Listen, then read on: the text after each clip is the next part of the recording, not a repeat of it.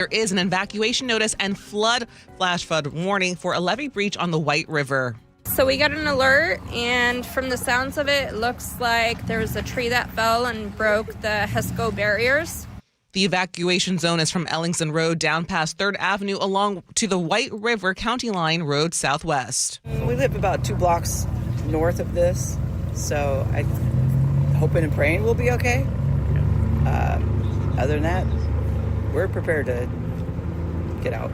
If you are in low-lying areas along the river, you should move to higher ground immediately. Snohomish Regional Fire and Rescue says someone died in a water rescue this morning. KIRO 7 TV's Dee Sun has details. The team found the car in the water on Marsh Road. A swimmer retrieved one person from inside that vehicle, and that person died. We have reached out to the agency to find out what led up to this, and we're asking if this is considered our first storm-related death. Crews responded quickly Monday afternoon when a levee failed in Tukwila. Crews were already on scene inspecting the levee along Todd Road when it failed. They were able to get the water stopped quickly. They'd just done some repair work on it last week. But John Taylor, director of King County's Department of Natural Resources and Parks, says there is more work to be done. A lot of the levees have been damaged during this event and are going to need repairs when conditions allow. He says the levees are not designed to hold back this much water for this long. Frank Lindsay, KIRO Newsradio. The U.S. Army Corps of Engineers is reducing water flow from the Howard Hanson Dam to ease flooding along the Green River. Auburn Mayor Nancy Backus explained to Jake and Spike why they have to release any water at all. It's to reduce the water behind the dam so that there is no failure of the dam, which would be even more of a catastrophe. The release is now about 10,000 cubic feet per second, a manageable level to prevent a dam failure. That should be the case through today. Sheriff's deputies are out with a warning if your home has been flooded. Looters may be looking to take advantage. KIRO 7 TV's Samantha Lomi-Bow reports some thieves came out in kayaks in Snohomish County. Deputies say 2 family members took a boat out on Saturday afternoon to check on their property, see the damage when they heard some voices. When they rounded the corner, they caught 5 young men in kayaks with spray paint in hand. Now, the owners say they confronted them and that group took off. They ended up finding their crane vandalized and one of their ropes stolen. Deputies say they're still working to locate the suspects. They were last seen along Highway 9 in Snohomish. A man accused of luring Bellevue police officers to the transit center with fake 911 calls, then attacking them with a knife, now faces felony assault charges. Casey McNerthy in the King County Prosecuting Attorney's Office says one of the officers suffered a 6-inch laceration on his face. Anytime that you stab somebody around the face or the neck, you're very close, really too close to comfort to your carotid artery and to your eyes. And, anytime you get stabbed in the face, it's life-changing. The other officer fired shots, wounding 38-year-old Mohammed Murray Baranga. He is due in court on Thursday. The injured officer is now out of the hospital.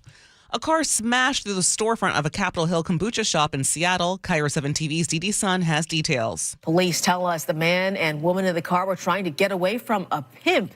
After the crash, the man they were trying to escape from showed up and forced the woman into his car, according to detectives. Police say he ditched her and the car a couple of blocks away. Thankfully, nobody got hurt in all this. Police are still looking for that man.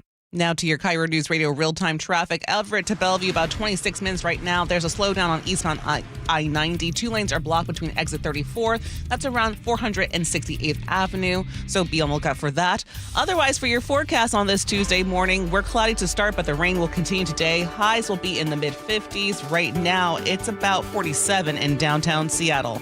And coming up next, CBS business analyst Jill Schlesinger with a look at the job market in 2025. I'm Katrina Gashard. You're listening to KIRO News Radio. Your best source for local news, serving Western Washington and the world with a KIRO News Radio app. Always streaming live on your smart speakers. You're listening to KIRO News Radio, Northwest News.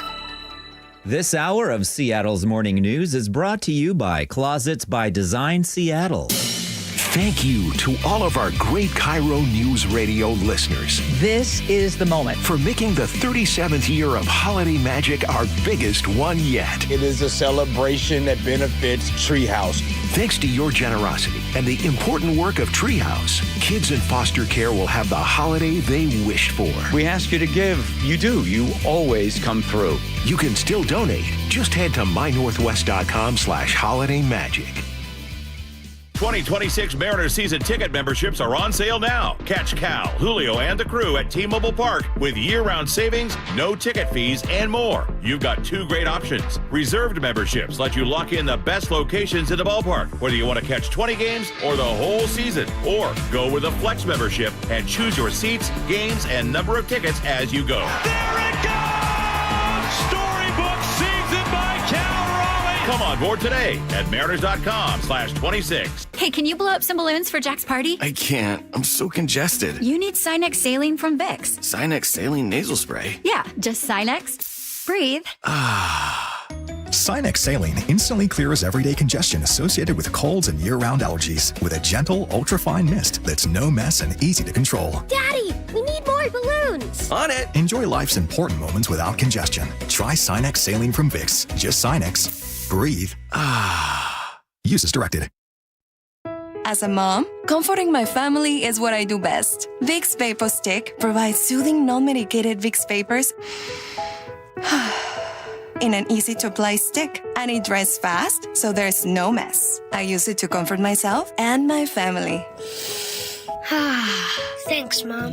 Vicks Vapo Stick, soothing comfort for the whole family. And try Vicks Vapo Shower Max for steamy Vicks vapors when you need more comfort for yourself. Use as directed. Make this the last holiday season in that old kitchen. Hi, this is Chad Cicchini, owner of Heritage Homecraft. Our solid wood refacing system delivers a luxurious new kitchen way easier and less expensive than a tear out. You won't believe the difference. Heritage Homecraft's specialty is custom cabinet refacing and quartz countertops. With Heritage Homecraft, custom means built from scratch just for you. Our own craftsmen, not subcontractors, will reface your existing cabinet boxes with 1/4-inch thick solid hardwood and add new custom-built solid hardwood doors. We can make design changes, add cabinets, install custom features, and top it all off with a brand new quartz countertop. With the holidays here, I know everyone's busy, but if you order your new Heritage Homecraft kitchen now for select install dates after the new year, I'll give you 12% off the entire project. Hey, all year long and especially next holiday season, you'll be delighted that you did. Call today, Heritage Homecraft, 425-485-1600, 425-485-1600, or heritagehomecraft.com. Have you tried the dining district at the Bellevue Collection? Grab lunch with friends, meet up for happy hour, and stay for dinner and beyond. You can sample international flavors and local favorites from talented chefs. Try a new cocktail on a rooftop bar or watch the game with friends. And explore the lively nightlife scene. The dining district at the Bellevue Collection, where your taste adventure begins. Learn more at BellevueCollection.com/dining district. News matters. Experience counts. You're listening to Charlie Harger and Manda Factor, Seattle's morning news. Jill Schlesinger from CBS News joins us to break down what might be the strangest jobs report in recent memory. Let's start here, Jill. October's jobs data. We're skipping that month? Yeah, no do-over, no nothing. Just it's like October never happened. Remember that Halloween costume? No, you never put it on. At least according to the Labor Department, because the government was shuttered and there were no employees of the Bureau of Labor Statistics to gather the data. So we need to kind of let's put a placeholder in October for a second. What we think happened in October from alternative measures of employment and announcements is that we probably saw job losses in October, mostly because of the federal government. Remember, there was earlier in the year where people were able to elect to retire early, and that was going to hit in the end by October and some a little bit in November. So we think there were job losses in October because of those federal workers. We won't know for sure, but now we're into November, and now the question is how many jobs were created in November? And the answer is all over the place in terms of people who are kind of sussing it out. I've seen some economists saying we think that there were job losses, others that think there were job gains. I'm going to give it a guess of like consensus estimate is, maybe 40,000 jobs created in the month of November. The unemployment rate likely remained at 4.4%. That would be unchanged from where we were back in September. And that's kind of where I think we land. The more interesting thing is that there has clearly been a real downshift in the labor market since the summer.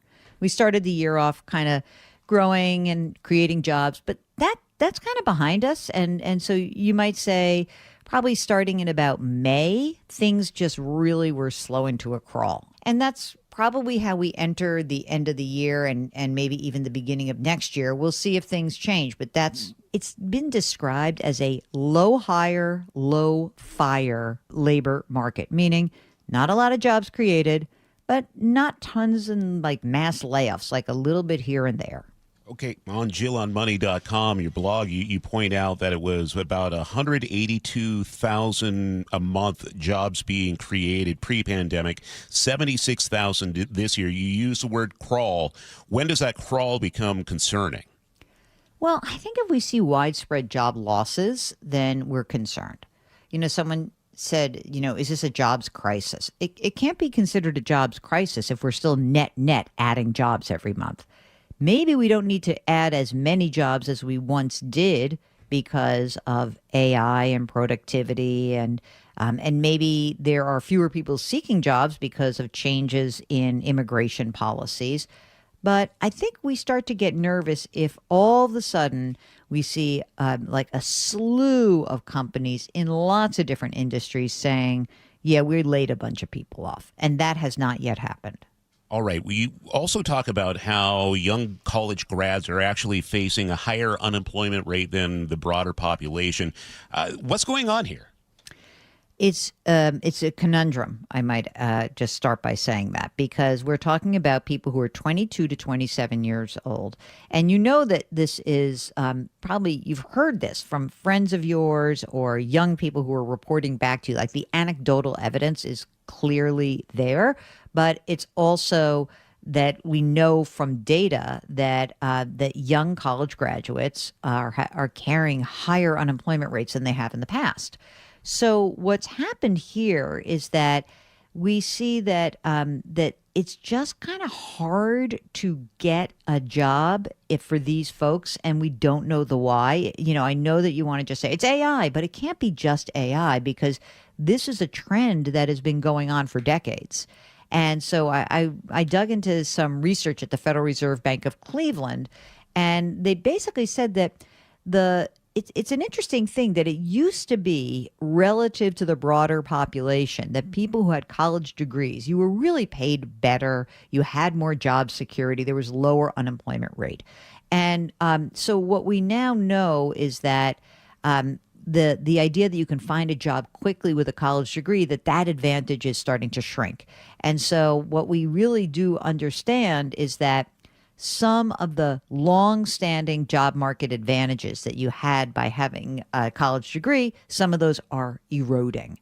And it doesn't mean that it's gone. It just means that the employment advantages you used to have as a college grad, they're shrinking a little bit. They're still advantages, just not as good as they used to be.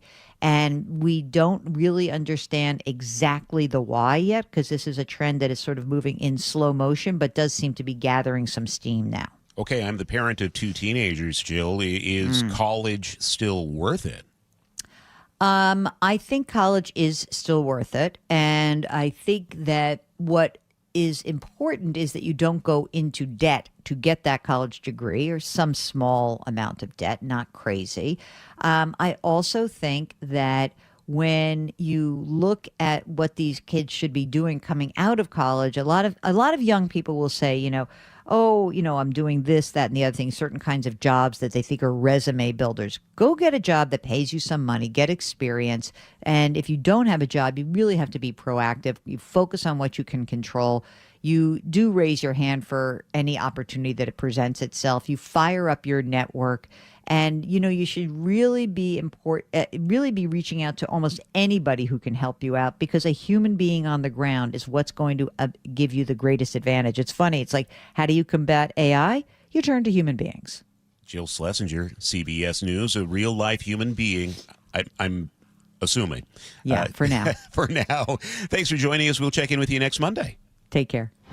For your KIRO News Radio forecast on this Tuesday morning, clouds to start, but more rain is on the way. Highs will be in the mid-50s. Right now, it's about 47 in downtown Seattle. Coming up next, a big vote happening in the House this week will impact the health care for millions of Americans. We'll hear the latest from CBS. I'm Katrina Gashard. You're listening to KIRO News Radio. Did you know that over the past 10 years, home values have increased the most during the first quarter of the year? So how much is your home worth right now? Check it out instantly at sellwithwest.com. Sure, there are other apps out there you can use, but most of them are national companies. If you want local expertise, someone who actually knows what's happening with the housing market in your neighborhood, there's no one more local than Wes Jones. If you're even thinking about making a move in 2025, go to sellwithwest.com, sellwithwest.com, and start by using their free home value calculator to see what your home is worth. It might be worth more than you think. You'll get so much more than just a number from Wes Jones. We're talking about recent sales in your neighborhood, the market temperature in your city, side-by-side comparisons of multiple online estimates. You can even calculate how much equity you have, and even a breakdown of how your home's value has changed over time. So here's what you have to do. Go to sellwithwest.com, type in your address, and bam, you'll have instant access to all of this and more. It's fast, easy, it's local. Sellwithwest.com, a better way to sell your home. The Pacific Northwest is the perfect backdrop for the holiday season. JP Pendergast with Pendergast Law reminds us that the roadways don't always agree. It's that combination of additional travel, changes in routine, and winter weather that make this the most dangerous time of the year to be behind the wheel. Any safety tips to help commuters keep the holidays joyful? The number one cause of accidents remains distracted driving, even during the holidays. So store that cell phone in a place that eliminates temptation. It's imperative we set the example for our teens. Also, be aware of abrupt changes in the weather and prepare for it. Sometimes it's as simple as allowing additional distance for following or stopping. Lastly, make sure your vehicle is properly maintained for winter. That includes four-wheel drive and chains when required at the pass. Please follow these safety precautions from my good friends at Pendergast Law and keep you and your neighbors safe this holiday season. Happy holidays from all of us at Pendergast Law. That's PendergastLaw.com. Hey, how's your money situation? Are you ready for retirement? Well, if you want to know what the pros are doing to make wealth multiply and retire like royalty, then you need to listen to this show, Sound Path Through Retirement, with Ben Koval and Matt Leibarger. Get your money right and tune in every weekend, Saturdays at 10 a.m. and noon on KIRO Newsradio 97.3 FM. Jason Rance here with our local tax expert and advocate, Greg Nunn from None Better Tax Resolution. When it comes to the technology that the IRS is using, they're updating systems that haven't been updated in decades. And while that might sound great for them, it's usually bad for the taxpayer who owes. It is, and their systems, unfortunately, they're just legacy systems. If you try to make an inquiry on some things, it's like you got to know how to use programming language to find it. But they are working on updating that system, and I hope that really they do, because they'll serve us better, the taxpayer better, and get things done quicker. The other thing they're doing is AI, just like every organization. So they're already using it to some extent to put in profile of certain things that they want to look for in a taxpayer and find those people and go after them or see what's going on, why they're not getting their money. If you're having trouble with the IRS, call Greg Nunn, None Better Tax Resolution, 425-947-1967, or Google NUNN, None Better Tax Resolution. So what are you reading? I'm checking out the ratings on the new TVs, and it looks like Samsung, LG, and Sony got the best scores. Just like last year. What about those new high dynamic range TVs? They got the highest scores of all, but their prices are really high. Did you check online? Yeah, their prices were about the same. Well, there's one place where we can get a hot deal on those top-rated models. Where? At Video Only. Check out the ratings on TV stores. I see. Video Only scored better than the others. So, if you want the best deal on the best TVs, then we should take our TV ratings and head over to top-rated Video Only. At Video Only, you won't find huge stores with refrigerators or microwaves, but you will find the best deals on top-rated TVs, soundbars, and monitors. Shop around. Just make sure you visit Video Only, because if you don't, you'll be sorry. In South Center, Bellevue, Linwood, Federal Way, and Tacoma, Video Only. Veterans, if you're struggling with bills, VA loan expert Steve Teitler of Best Mortgage says he may be able to cut your monthly expenses. Many people accumulated a lot of debt over the past few years, and even if you have a low mortgage rate, your total monthly payments may be a struggle. The good news is VA loan rates have dropped, and that means you can do a VA cash-out refinance to pay off your high-interest rate debt and roll everything into one low monthly payment. For example, one of our VA clients saved $1,268 per month. And remember, with a VA loan, you can buy a home with no money down. And you always talk to a real person, not an AI robot. That's right. Whether you're a veteran or seeking a conventional loan, you'll talk directly to me or a highly experienced senior advisor, never an AI bot. Honest advice you can trust from the VA loan experts. Best Mortgage, 425-649-6000. Best Mortgage, 425-649-6000. For 50 years, Bucky's Complete Auto Repair has earned local trust with honest pricing and guaranteed repairs. That's why they're Carfax preferred. No gimmicks, just great service. Buckys.com. Through trusted relationships and national reach, CVS Health is uniquely positioned to simplify care. Learn more at cvshealth.com/investor day. That's cvshealth.com/investor day. KIRO News Radio 97.3 FM Northwest News. Now, the latest from KIRO News Radio and mynorthwest.com. Good morning. I'm Katrina Gashard. In Australia, officials say the gunman who attacked a Hanukkah celebration was inspired by ISIS. The terror attack was on the world-famous Bondi Beach. It killed 15 people and wounded dozens more. Anna Karen is at the scene with more on the suspects and the heroes who tried to stop them. Authorities have confirmed that those two gunmen were motivated by ISIS. They had also recently returned from the Philippines from an area that is known as a hotbed for extremism. Investigators in the deadly shooting at Brown University have released new images of the suspected gunman taken just a few blocks away from the Ivy League campus on Saturday. They're still looking for him this morning. CBS's Tom Hansen has more from the province, Rhode Island, and has more on some of the victims. The two students killed have now been identified as 19-year-old sophomore Ella Cook and 18-year-old freshman Muhammad Aziz Umerzakov. It is an indescribable loss. Eno Thompson Tribe was a friend of Umerzakov. Muhammad was an amazing friend, and he cared deeply about the people that he loved. Rhode Island Hospital, where the injured victims are being treated, said Monday that 6 patients remain in critical but stable condition.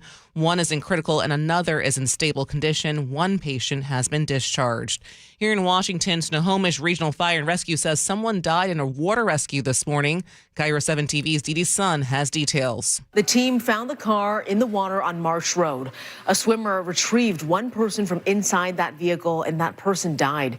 We have reached out to the agency to find out what led up to this, and we're asking if this is considered our first storm-related death.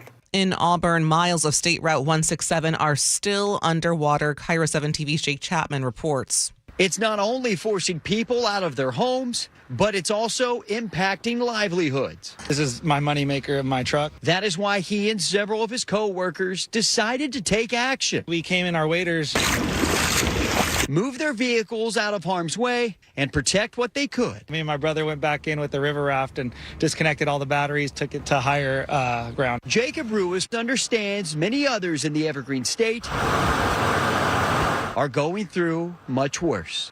Crews quickly got the water stopped after a levee breach along the Green River, but the danger is not over. They had their eyes on the levee along Todd Road in Tukwila last week. They did repair work on it Friday, and they were on scene inspecting it moments before it failed. It's not typical to have these levees have this much water behind them for this long. John Taylor, director of King County's Department of Natural Resources and Parks, says they'll be monitoring a number of levees around the clock, many of which have been damaged over the past week and will need repairs when things calm down.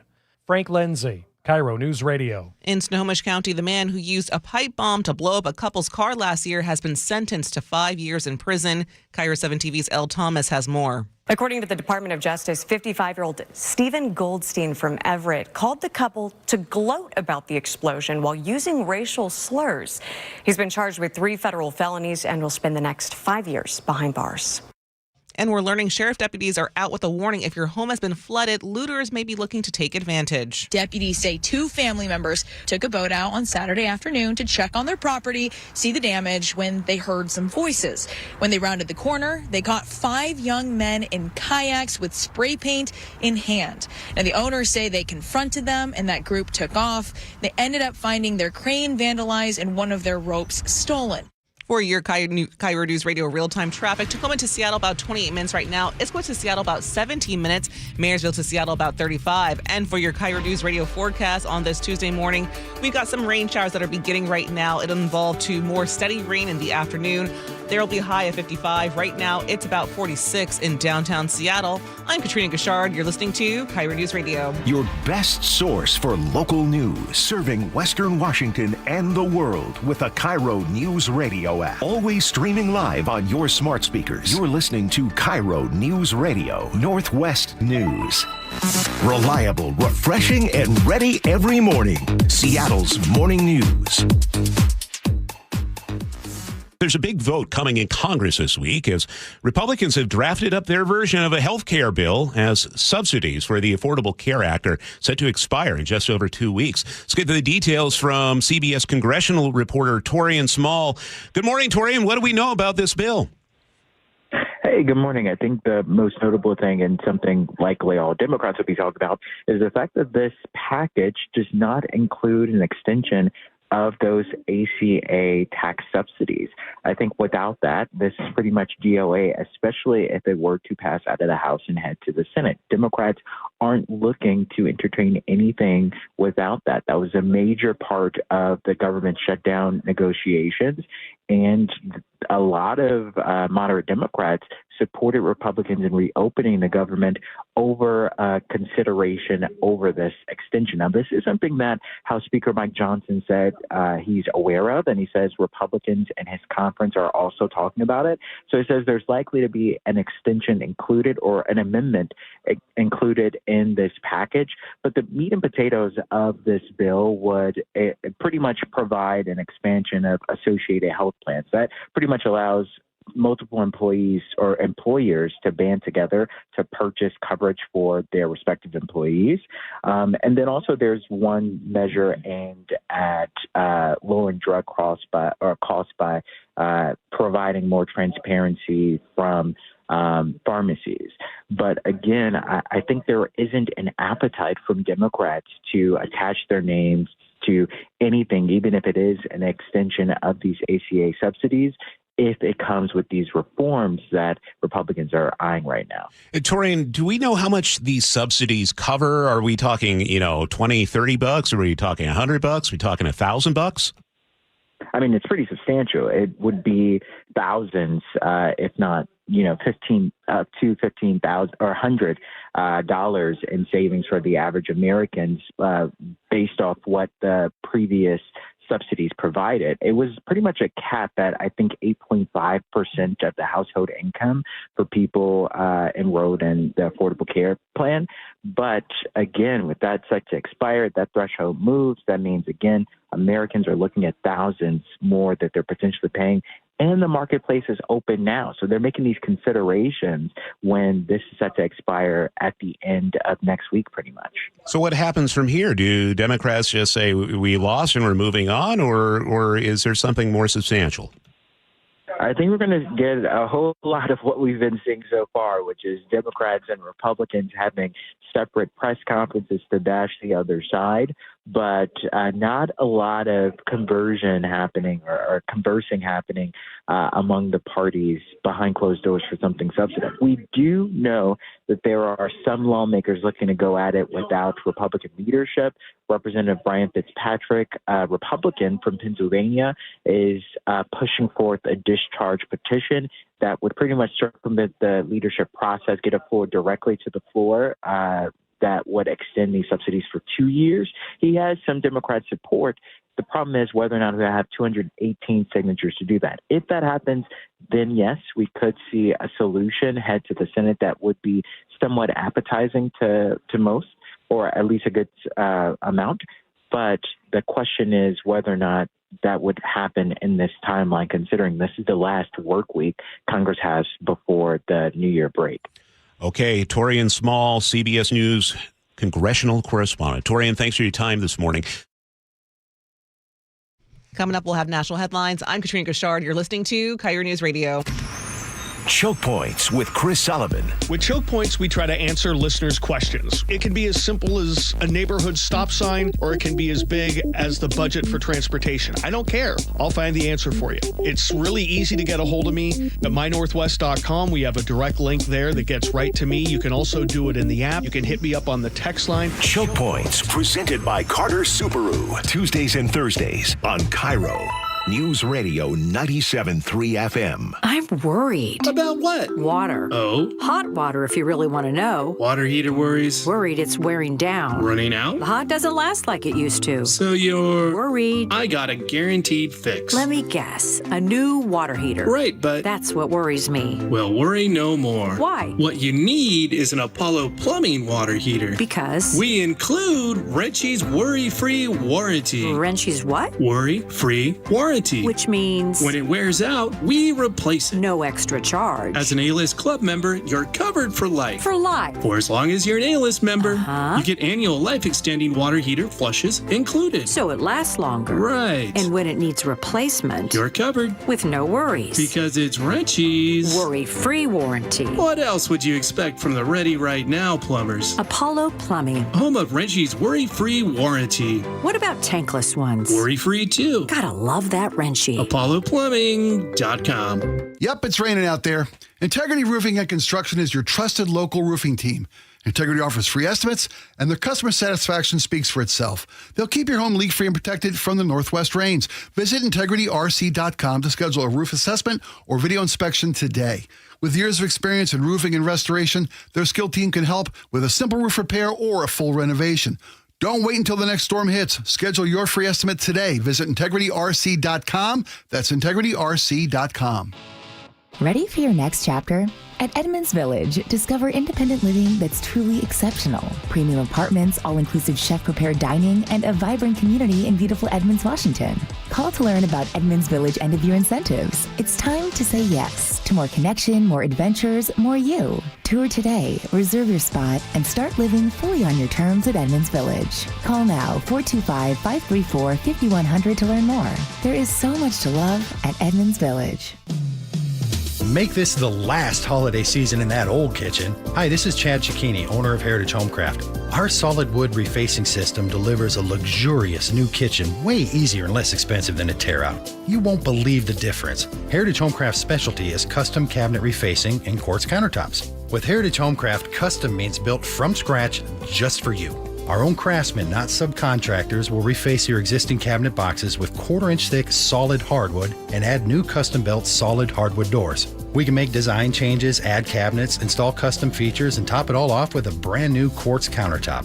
With the holidays here, I know everyone's busy, but if you order your new Heritage Homecraft kitchen now for select install dates after the new year, I'll give you 12% off the entire project. Hey, all year long and especially next holiday season, you'll be delighted that you did. Call today, Heritage Homecraft, 425-485-1600, 425-485-1600, or heritagehomecraft.com. CBS News Brief. Prosecutors will consider formal charges against Rob and Michelle Reiner's son Nick today after his parents were found murdered in their home Sunday. CBS's Adam Yamaguchi. Two sources that we've spoken to who attended the party hosted by Conan O'Brien on Saturday night say that Rob and Nick got into an argument at the party. Officials in Rhode Island hope new video will help lead them to a suspect in the mass shooting at Brown that killed 2 students. CBS's Tom Hansen from Providence. Images of a man wearing a hat, much of his face covered by a mask, captured just a few blocks from the Brown University building where a gunman entered a lecture hall on Saturday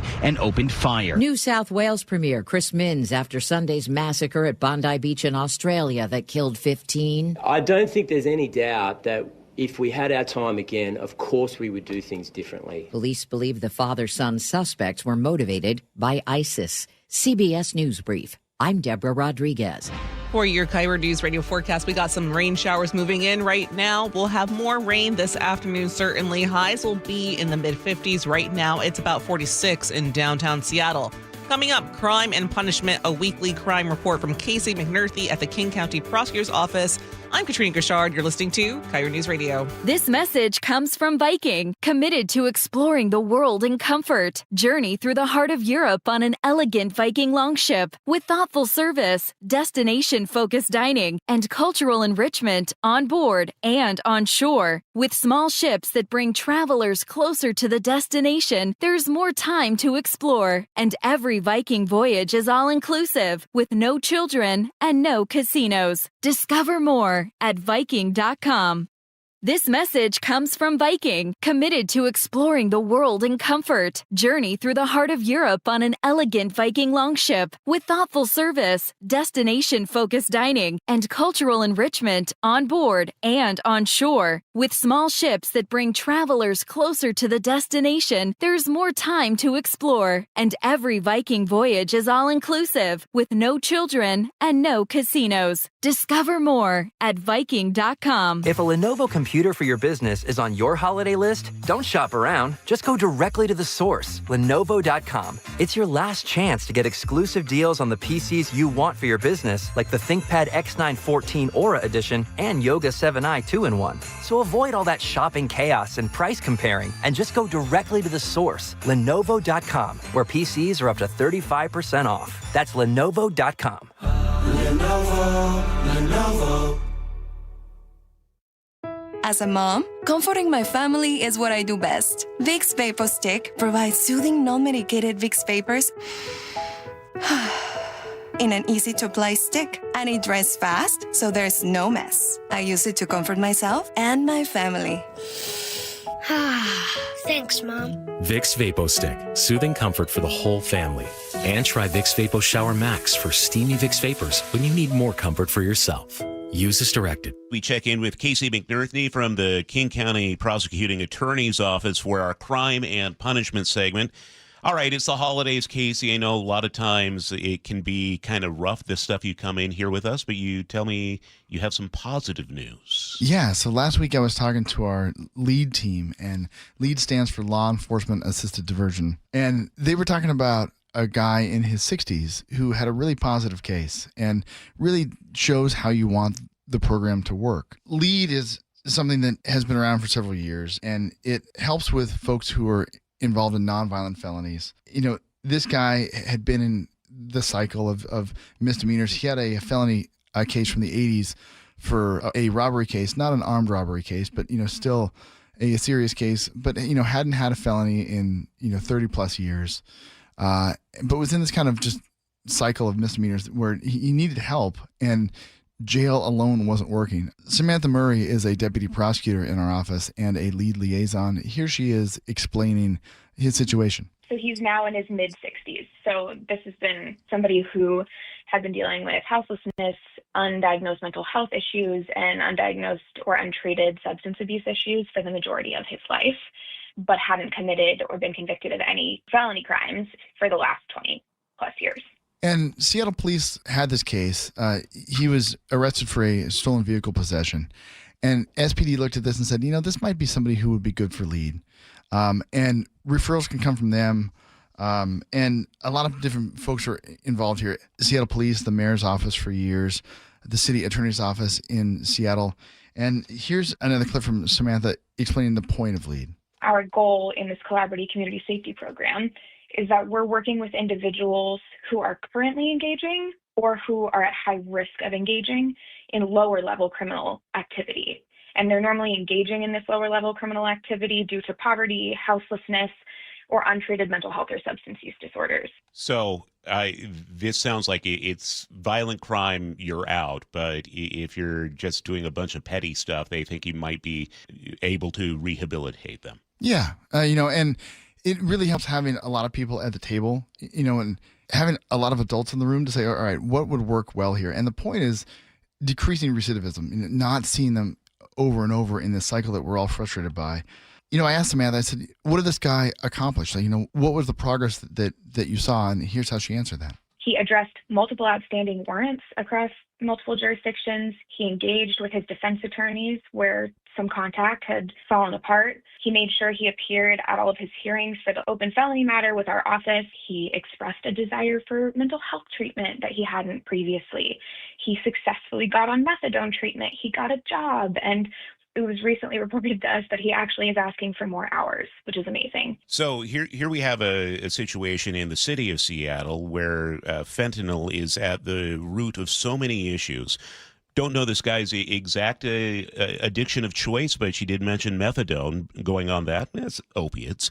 So here we have a situation where you are helping him get the mental health treatment he needs, the drug treatment he needs, and then also helping guide him into getting his life together instead of just letting him sit in a tent or go boost or do any of these other things that affect the quality of life for so many people. It's a real holistic approach, but it does take some strong outreach from a bunch of different leaders in order to make this happen. That's exactly right. Yeah, it's a month or years long process. You know, you can have folks who are in it. You know, it's not just one day or 1 week. You know, it's usually months, sometimes years.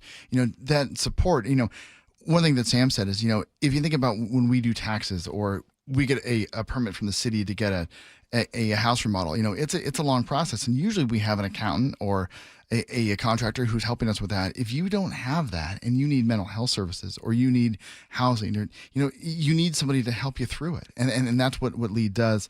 I'm sure people are hearing this going, okay, great, rah, rah, rah. But what about the victims? What about accountability? Here's what Sam had to say about that. After a lot of collaboration, our office actually offered him a misdemeanor resolution.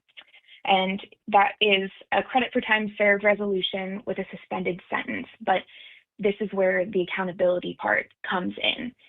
He is being offered this opportunity to continue all of his progress, right? But all this means is that he is not required to spend any more time in jail on this matter at this time, as long as he doesn't contact the victim, he pays restitution or pays money to the victim for any damage to the property that was done by him. He cannot have any new law violations, and he also is required to receive a mental health evaluation and then comply with all that recommended treatment. So even though we are helping connect these dots and give him opportunities that he hadn't otherwise had, he still has a conviction on his record, and he still has to comply with orders from the court that give justice to the victim, right? But then also doesn't perpetuate this criminal behavior. So that is interesting because he is admitting his guilt and he is paying the victim back, and he also has a criminal conviction on his record. He's not going to be spending more time in jail unless he offends again. Right. Okay. Yeah. You know, what you see here is what you want to have happen, breaking that cycle of recidivism, you know, and really that's the point of LEAD, is to have a whole bunch of, you know, thoughtful people saying, how do we, you know, SPD, the mayor's office, the King County Prosecutor's Office, the City Attorney's Office, saying, how do we keep this person from reoffending? And when you have a program that works, this case is what it looks like. Okay. Well, I would be super interested in the months and years to come to see how effective this is in terms of keeping people from reoffending. And I think that's a question for another day. Sounds good. We'll do it. Casey McNerthy, King County Prosecutor's Office, here on Seattle's Morning News. For your KIRO Newsradio forecast, lots of showers beginning already this morning. More wind and rain expected later today. Highs will be in the mid-50s. Right now, it's about 46 in downtown Seattle. Coming up, more of the day's top stories here on Seattle's Morning News. I'm Katrina Gashard. You're listening to KIRO Newsradio. The Northwest's trusted news source. We're learning that it was two brothers who were fatally shot in Lacey. KIRO Newsradio. KIRO Newsradio's James Lynch has more. More than 140,000 fentanyl pills and powder were seized. Experienced voices you trust. A fierce budget fight is coming down to the wire. Coverage you can depend on. King County's $20 billion budget. KIRO Newsradio on 97.3 FM, the app, YouTube, and your smart speaker. You have what? 8 pairs of readers, one by the laptop, one in the car, one on top of your head that you forgot is there. Now it's possible to see near and far and everything in between and stop hunting for readers forever. Refractive lens exchange, or RLE, is a quick, innovative procedure that replaces your eye's lens with a crystal clear one so you can see near and far for life. Schedule your personalized evaluation today at nearandfarvision.com. So, how's your research going? Surprising! After I figured out the top-rated TVs in our price range, I went shopping for deals. And who's the best? It wasn't the internet, and it wasn't the warehouse club. But? It was video only. They had better deals on the Samsung, LG, and the Sony TVs that got the highest scores. Better than online and at the club? I know! Video only beat them all. And now we can afford an even better model for the same price. My research really paid off. If we buy it video only. Exactly. Otherwise, we'll be sorry. At Video Only, you won't find huge stores with refrigerators or microwaves, but you will find the best deals on top-rated TVs, soundbars, and monitors. Shop around. Just make sure you visit Video Only, because if you don't, you'll be sorry. In South Center, Bellevue, Linwood, Federal Way, and Tacoma, Video Only. Chris Domine is a husband and a father. Chris is an athlete. Chris is even an Iron Man. But 10 years ago, Chris was facing a very different story because his kidneys were failing. Basically, the doctor said, if you don't get a kidney transplant and if you don't do dialysis, you are going to die. Fortunately, Chris received a second chance at life, made possible by an organ donor. You know, your well-being changes from loss of hope to better times ahead. More than 100 million people in America are registered organ, eye, and tissue donors. People of every age and ethnicity, because they believe it's the right thing to do. Imagine what you can make possible by leaving behind the gift of life. Learn more and sign up as an organ, eye, and tissue donor. Go to organdonor.gov. A message from the U.S. Department of Health and Human Services, Health Resources and Services Administration. Free consultations, no fee guarantees, 5-star reviews. JP Pendergast with Pendergast Law explains the importance of going beyond these familiar offerings. Accident victims want an attorney, Tom, that satisfies their needs. Someone who handles those needs with the highest degree of care. Pendergast Law offers the no-fee guarantees and free consultations, but these only scratch the surface. Okay, explain more. We make sure that every member of our team is genuinely passionate about helping others. Customer service and communication are our top priority. It's how we take care of our clients so they always feel one step ahead of the insurance companies. Our strong reputation for high standards provides comfort and confidence when it's needed most. Pendergast Law offers the free consultations, the no-fee guarantees, and of course, they are 5-star rated. But what really makes them different is their genuine passion for helping others. I can't recommend them enough. If you or a loved one has been injured in a car accident, call Pendergast Law. We can help. That's PendergastLaw.com. Do you ever lose your balance or feel dizzy for no apparent reason? Do you hear ringing in your ears or have migraines? These are all signs you could have a problem with your inner ear or vestibular system. To learn more, call the Vestibular Disorders Helpline at 800-837-8428. That's 800-837-8428. Sponsored by the Vestibular Disorders Association. Join in on the conversation by sending a text to 888-973-5476. That's 888-973-KIRO. Hey, how's your money situation? Are you ready for retirement?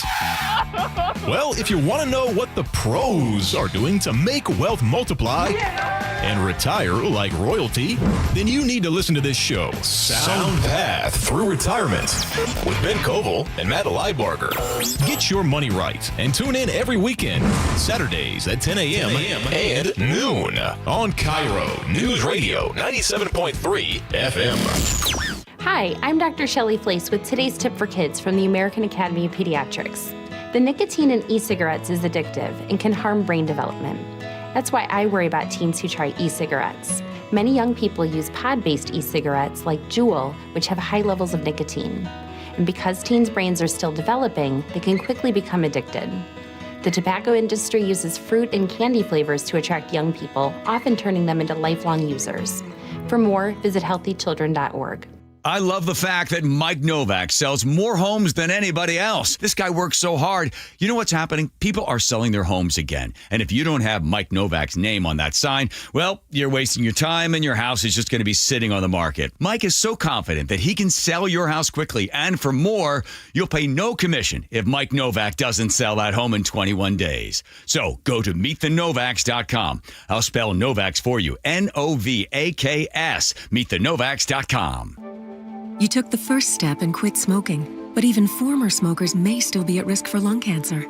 That's why SaveByTheScan.org wants you to know about a new low-dose CT scan that can detect lung cancer early. It takes only 60 seconds and could save your life. You took the first step, now take the next. Visit SaveByTheScan.org for a simple quiz to see if you're eligible and talk to your doctor about screening. SaveByTheScan.org is brought to you by the American Lung Association's Lung Force Initiative and the Ad Council. For 50 years, Bucky's Complete Auto Repair has earned local trust with honest pricing and guaranteed repairs. That's why they're Carfax preferred. No gimmicks, just great service. Bucky's.com. Your best source for local news. KIRO News Radio. KIRO FM and HD1. Tacoma, Seattle. Northwest News. This is CBS News on the Hour, sponsored by Eggland's Best. I'm Deborah Rodriguez. A belated update on the economy. Just released government data shows job gains last month, with the overall picture a little grimmer. CBS News business analyst Jill Schlesinger. In the month of October, the economy lost 105,000 jobs. That was primarily due to workers in the federal government who chose to take the early retirement. In November, job creation bounced back with 64,000 jobs. Still, the unemployment rate rose to 4.6%. That rate, its highest since 2021. With prosecutors deciding on formal charges against 32-year-old Nick Reiner, we're learning more about the events that led up to the murders of his parents, director Rob Reiner and his wife Michelle, at their home in L.A. CBS's Adam Yamaguchi. Two sources that we've spoken to who attended the party hosted by Conan O'Brien on Saturday night say that Rob and Nick got into an argument at the party. A source tells People magazine Nick was, quote, acting crazy and kept asking people if they were famous. Last night on Jimmy Kimmel, former First Lady Michelle Obama revealed she and her husband, the former president, were supposed to meet up with the Reiners the night they were found murdered. We're learning more about the father-son gunmen who killed 15 people at a Hanukkah celebration on Australia's Bondi Beach. CBS's Anna Corin is in Sydney. Authorities have confirmed that those two gunmen were motivated by ISIS. They had also recently returned from the Philippines from an area that is known as a hotbed for extremism. One was killed by police, the other tackled by a bystander. Something to consider as you holiday shop online. A new study finds porch pirates steal 250,000 packages a day. The home safety research company Safewise estimates the total value of the packages stolen in the past year at $15 billion. New Jersey Democratic Congressman Josh Gottheimer's new bill would make the theft of UPS, FedEx, or Amazon packages the same federal crime as stealing U.S. mail. Stealing any package will carry the same federal punishments across the board. Up to 10 years in prison. Tanya Shepard had packages stolen from her porch in Atlanta. I do try to be more mindful about knowing when things are coming. Michael Wallace, CBS News. Get down on the floor with your little one. Read them a bedtime story. Research shows it pays off. Here's CBS's Michael George. An NYU Langone health study showed a program that encouraged parents to interact more with their babies had a positive impact that lasted for years. The results were particularly beneficial for low-income families. Dow futures down 30. This is CBS News. Eggland's Best, the only eggs with more fresh and delicious taste, plus superior nutrition. Eggland's Best, better taste, better nutrition, better eggs. It's 6:03 Tuesday morning, a very busy drive, and here's Chris Sullivan. And, of course, the biggie continues to be the closure of Highway 167 in both directions between Kent and Auburn. You cannot go north or south in that area because of the flooding dangers and floods of water over the roadway. And like we saw yesterday, most people headed over to I-5, and so we are already 20 minutes behind schedule from Tacoma to Federal Way, that drive at 35 minutes, and then add another 20-minute delay from Federal Way to South Center. Center. We're up to 35 minutes there. Once you get up past 188th, at least at this early hour, it's going to be a good drive the rest of the way. Total trip to Seattle's about 55 minutes. Also seeing heavy braking up the hill to 18 up to I-5. We saw that yesterday as well. Rest of the map does not look bad. Of course, it's super early on a Tuesday. We got ourselves about a 35-minute trip from Everett to Seattle or Everett to Bellevue. 15 from Renton to Bellevue, Olympia to Tacoma. No issues for you guys. So other than that 167 impact and where it's sending all of our drivers, we're doing okay on our freeways. This report brought to you by Bucky's Complete Auto Care. For 50 years, Bucky's has earned local trust with honest pricing, guaranteed repairs. That's why they're Carfax preferred. No gimmicks, just great service. Bucky's.com. Now, the latest from KIRO Newsradio and MyNorthwest.com. Live from Eastlake Avenue. You're listening to Charlie Harger and Manda Factor, Seattle's morning news. We start this morning with breaking news. KIRO News Radio's James Lynch is in Pacific, where a flooded White River has caused a levee failure. Evacuation notices are being issued right now. Let's check in with James Lynch, live now in Pacific. What's the situation, James? Charlie, Manda, the breach has led to a level 3 go now evacuation order for more than 2,000 people. Now that's near Butte Road and 3rd Avenue Southeast. This is an area with homes and apartment complexes at risk. Emergency management officials say a HESCO barrier failed along the river. These are sand field barriers meant to protect against flooding. It is suspected that a tree may have fallen down on that barrier. Now the National Weather Service issued a flash flood warning around 1:30 this morning, and people in the affected area were urged by first responders to move to higher ground. We live about 2 blocks north of this, so I'm hoping and praying we'll be okay. Other than that, we're prepared to get out. Now, the city of Pacific has opened the senior center at 3rd Avenue Southeast to evacuees. Other city buildings like City Hall are warming centers for the time being. Now, crews are working now to shore up the breach. We'll bring you the very latest throughout the morning. Live in Pacific, James Lynch, KIRO News Radio. School district has closed in nearby Alpac Elementary for the day. The rest of the schools in the Auburn district are 2 hours late. I want to take you now to Mount Vernon, where the Skagit River flooding wreaked havoc last week. Luke Ducey is there and joins us live. Yeah, good morning, everyone. Completely different story up north here, but I got to tell you, it's coming. You can kind of feel it as well. So I'm at the flood wall in downtown Mount Vernon. Good news is it's not as bad as it was predicted. NOAA, National Oceanic and Atmospheric Administration, thought the Skagit River would rise to above major flood stage by today. Well, that's not going to happen. Last measure here on their website, it was at 4:15 a.m. It's about 29 feet, which is minor flooding. But the rain here is supposed to pick up this morning, a little later on, around 11 or so in the morning, and then it'll continue all day. That's where it's going to happen, all that rain. You know, the Skagit up in Concrete, which is about 40 minutes away, a drive toward the Cascades, it's predicted to rise to major flood stage tomorrow morning, and everyone will tell you here in Mount Vernon that whatever happens in Concrete with the Skagit, 18 hours later, you see the results here. So we're watching here in Mount Vernon, but also in Burlington, in between Concrete and here, and the Gages Slough. Remember last Friday, the Gages Slough, which is connected to the Skagit, it winds through Burlington, caused all that flooding, and they've been working on the slough. Yesterday, I was there in Burlington. They're digging parts of it out. They're pumping water from one part to another, getting ready. Again, calm here right now, but sandbags are still in place of businesses here in downtown Mount Vernon, so they are ready to go, and it looks like it's going to happen starting tomorrow and the next day. Live in Mount Vernon, Luke Ducey, KIRO News Radio. Luke, thank you. To Snohomish, where Regional Fire and Rescue says someone died in a water rescue this morning. Here's KIRO 7 TV's Dee Dee Sun. The team found the car in the water on Marsh Road. A swimmer retrieved one person from inside that vehicle, and that person died. We have reached out to the agency to find out what led up to this, and we're asking if this is considered our first storm-related death. We have Luke Ducey headed out to Snohomish right now to gather more details. In Auburn, miles of Highway 167 are still underwater. We get the update from KIRO 7 TV's Jake Chapman. It's not only forcing people out of their homes, but it's also impacting livelihoods. This is my moneymaker of my truck. That is why he and several of his co-workers decided to take action. We came in our waders.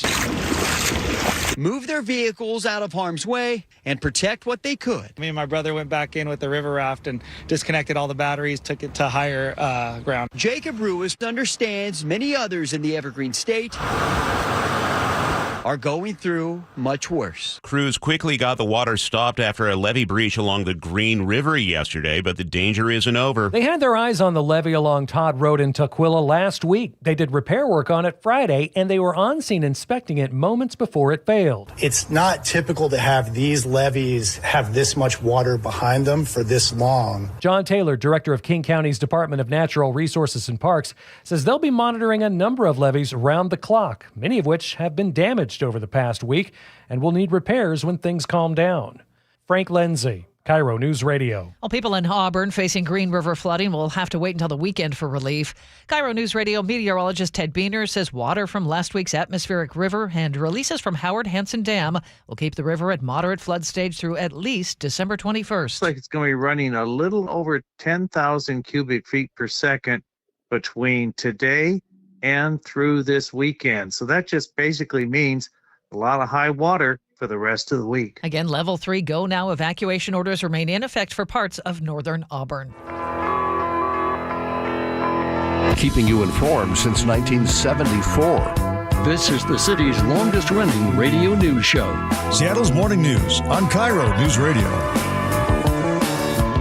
Well, that was quite the wake up this morning. I heard helicopters at around 2:30, 3 o'clock in the morning. Never a good sign. No, and I pop it up, and all the alerts are happening that down the hill from where I live, this is about a mile northwest, Pacific, in the area that's flooding, the levee breach, that's where it's happening. I live up a hill, but you could hear those helicopters going around. So, I kind of jumped in the shower, rushed down the hill, and talked to a bunch of people, and they're like, what the heck? They built up those levees about, I think I covered that story about 10 years ago. So thank goodness those levees are much higher than they used to be.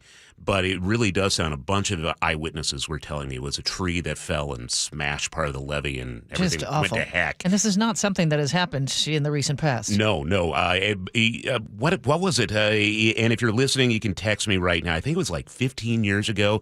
They had some significant flooding in Pacific, but it was a little bit farther west from where this is happening. Where this is happening, a really highly populated area. They see flooding at a city park there all the time, but man, it's a lot more widespread now. Our James Lynch is there to keep an eye on it for us this morning.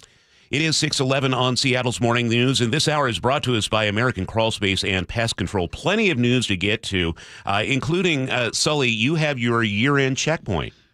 Yeah, well, the first of 3. We're doing the good, the bad, the ugly of transportation this year. And today we're going to talk about the good, because it's always good to celebrate when these agencies do what they're supposed to do. And we need some good news. Yeah, positivity today. All right. Also coming up, our weekly chat with New York Times investigative reporter David Farenthold on why President Biden's presidential library may not happen.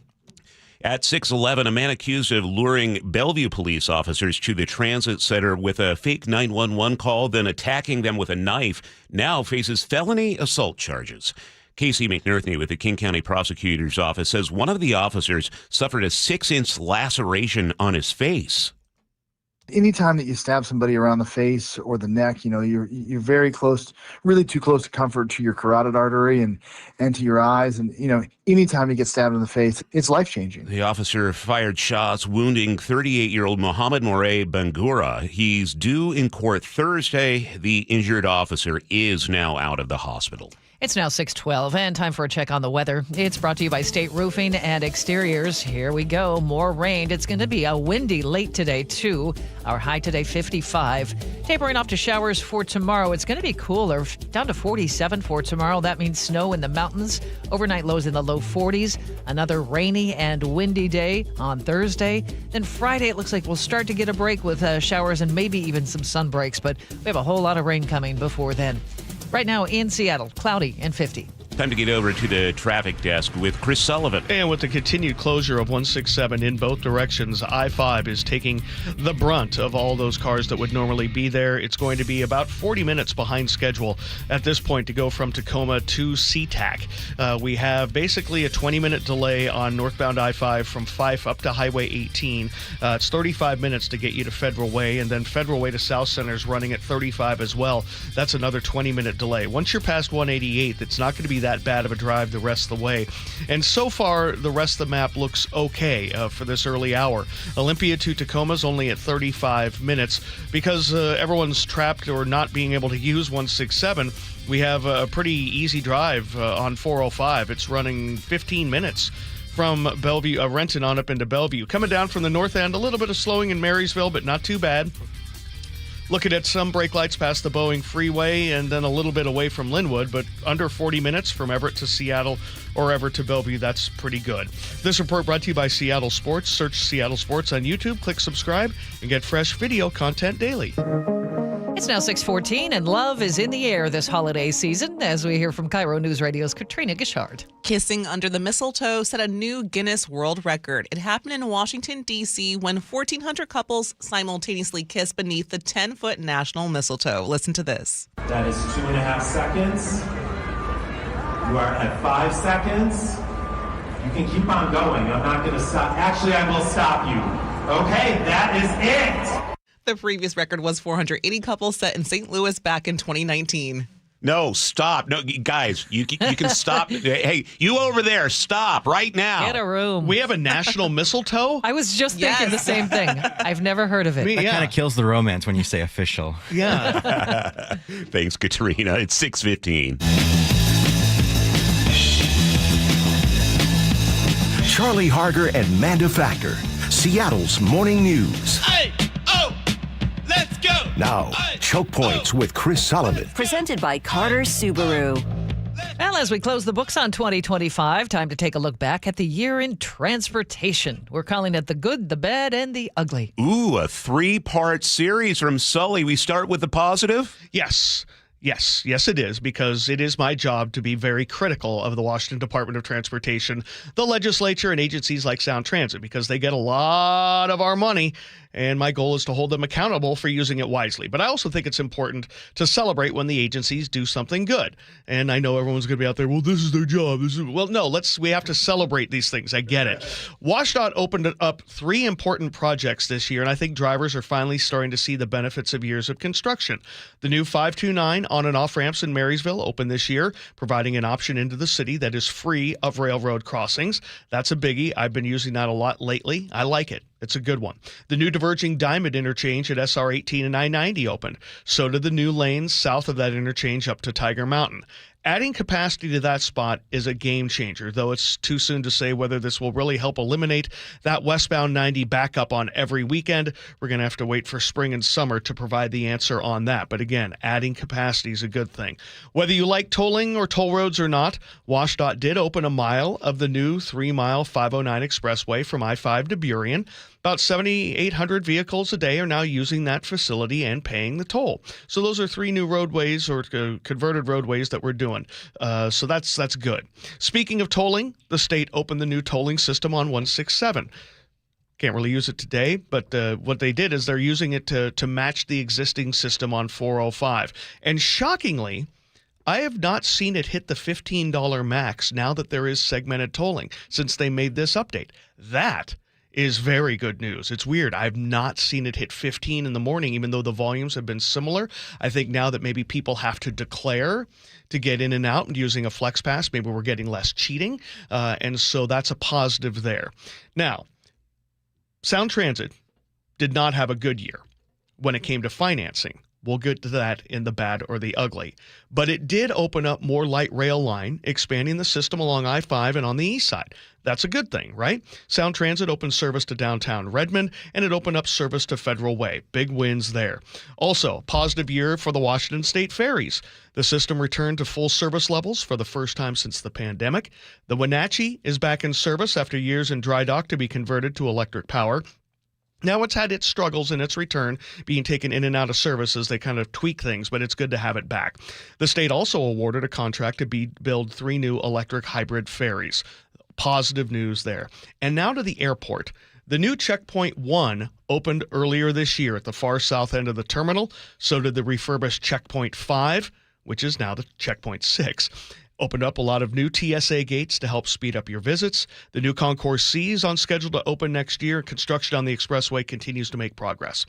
And my final good for the year is Real ID. Turned out to be a big old nothing burger.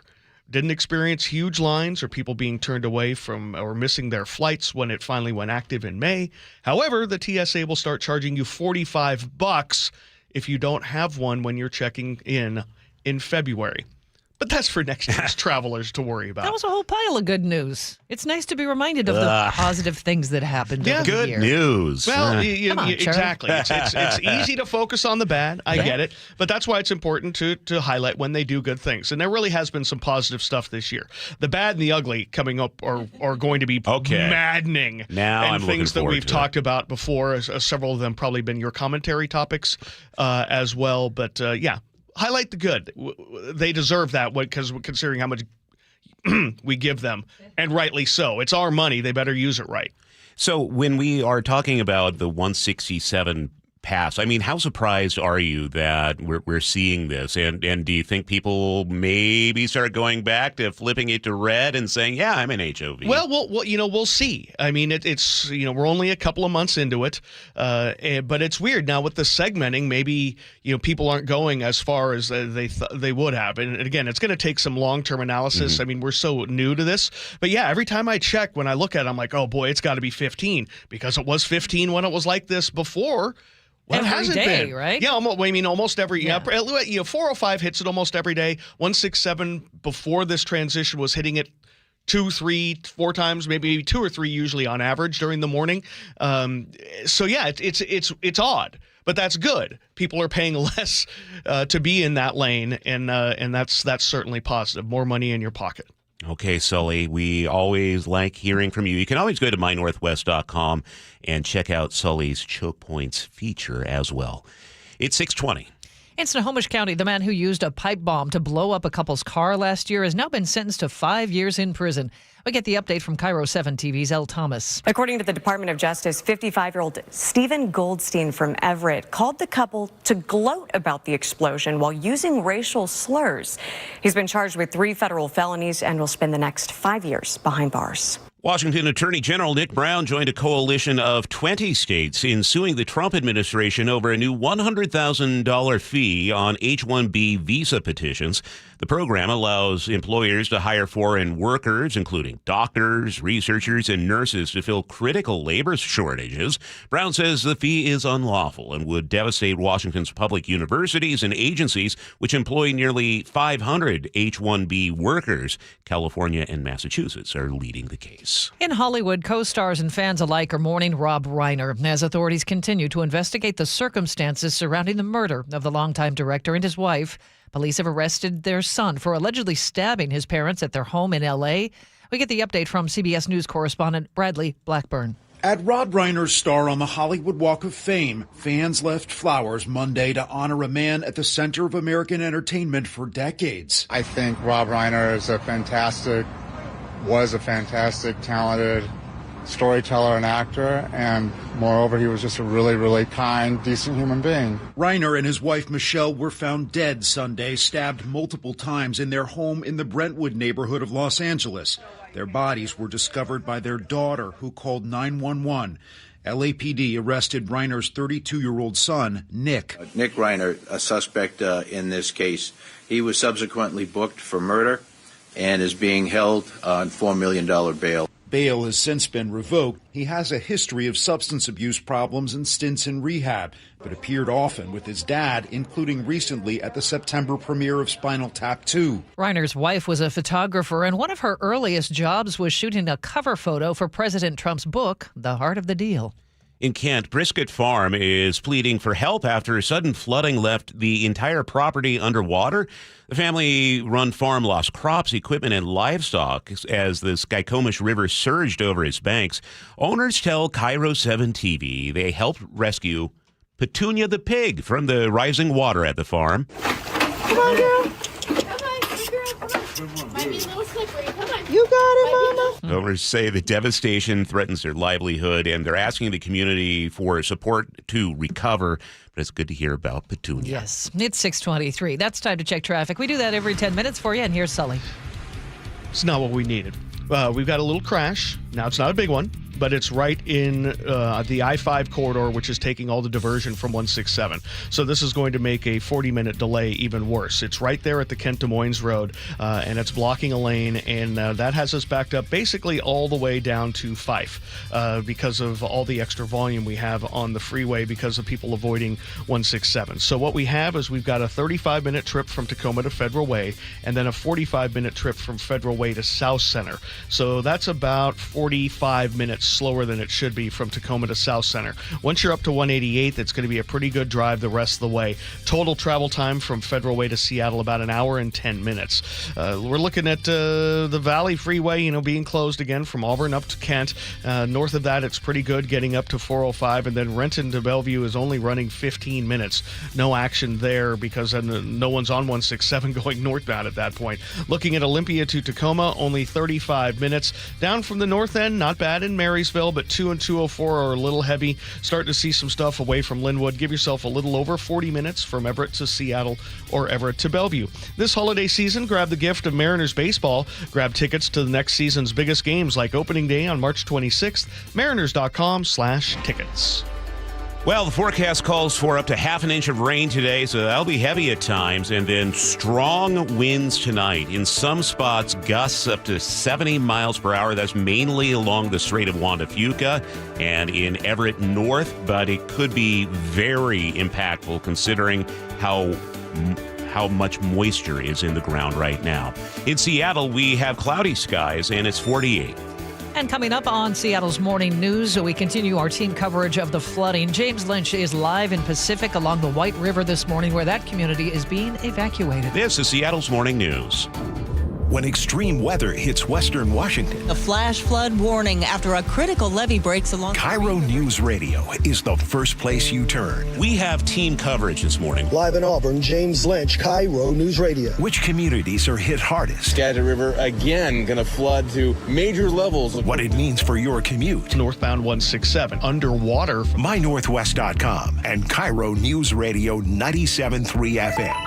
And the KIRO Newsradio app. Well, I'm here with my good buddy, Dr. Dan Nelson from Eastside Pain and Regenerative Medicine. And you've heard from Dr. Dan's patients over the years how a simple stem cell procedure has successfully conquered their pain. Well, folks, now it's my turn. After years of dealing with knee pain from all the football abuse, I can say my knee pain now is almost 100% gone. How'd you do it, Dr. Dan? Well, Brock, personally, I'm very happy that you did so well. And your story is like so many of our other patients who come in, former athletes and non-athletes as well, who have come in with chronic knee pain, and they are looking for alternatives besides knee replacement surgery. And we're happy to provide this service. It's been truly a game changer for so many folks. It's just been a pleasure to be part of this. Consider Dr. Nelson, the only doctor with over 30 years of experience in pain medicine techniques, including stem cell therapy. I was in and out with a couple of follow-ups. It's a non-surgical solution to pain using your own stem cells. Consider stem cell therapy with Dr. Daniel Nelson, MD at 425-823-4000 or visit danielnelsonmd.com. That's danielnelsonmd.com.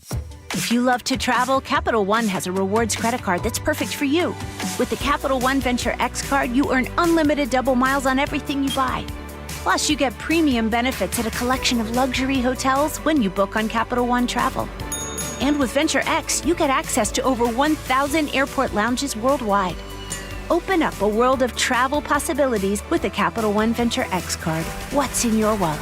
Terms apply. Lounge access is subject to change. See CapitalOne.com for details. I'm Ed Evans, CEO of Consumer Cellular. No, we're not one of the big guys. Truth is, we don't want to be. If you're over 50, Big Wireless probably has you paying for more data than you might need. You could be throwing away thousands over a lifetime. Our entry-level data plans start at just $20 a month. And for a limited time, switch and get your second month free. Call 1-888-FREEDOM, visit consumercellular.com or a store near you and get your second month free today. Plans include $5 credit for auto pay and e-billing. See site for additional details. So Pure Talk just had their best year ever and asked me if I'd like to thank their customers on their behalf for being so awesome. I said sure. It's important to say thanks, especially this time of year, which is why, as one of their many satisfied customers, I should probably thank Pure Talk first for keeping their customer service in this country and for providing hundreds of American jobs. I appreciate that. I also appreciate their Roundup program, which makes it easy to support America's Warrior Partnership and join the fight against veteran suicide. And I love that Pure Talk donated 1,000 hand-sewn Made in America flags to veterans around Independence Day. And of course, I really appreciate their generous support of my own foundation, MicroWorks, and their commitment to help us train the next generation of skilled workers. Having said all that, it's now my pleasure, on behalf of everyone at Pure Talk, to thank you sincerely for choosing to do business with an American wireless company that actually stands for something. And one more thing. Merry Christmas. Our Santa Loves a Smart Top event is here. Treat yourself to the best present of all, a hot tub from Olympic. Save up to $4,800 on your new tub with an amazing smart top for free. Ends Christmas Eve. OlympicHotTub.com. Better you, better life. Have you tried the dining district at the Bellevue Collection? Grab lunch with friends, meet up for happy hour, and stay for dinner and beyond. You can sample international flavors and local favorites from talented chefs. Try a new cocktail on a rooftop bar or watch the game with friends and explore the lively nightlife scene. The Dining District at the Bellevue Collection, where your taste adventure begins. Learn more at BellevueCollection.com/dining district. Hey, can you blow up some balloons for Jack's party? I can't. I'm so congested. You need Sinex Saline from Vicks. Sinex Saline Nasal Spray? Yeah, just Sinex. Breathe. Sinex Saline instantly clears everyday congestion associated with colds and year-round allergies with a gentle, ultra-fine mist that's no mess and easy to control. Daddy, we need more balloons. On it. Enjoy life's important moments without congestion. Try Sinex Saline from Vicks. Just Sinex. Breathe. Use as directed. As a mom, comforting my family is what I do best. Vicks Vapor Stick provides soothing, non-medicated Vicks vapors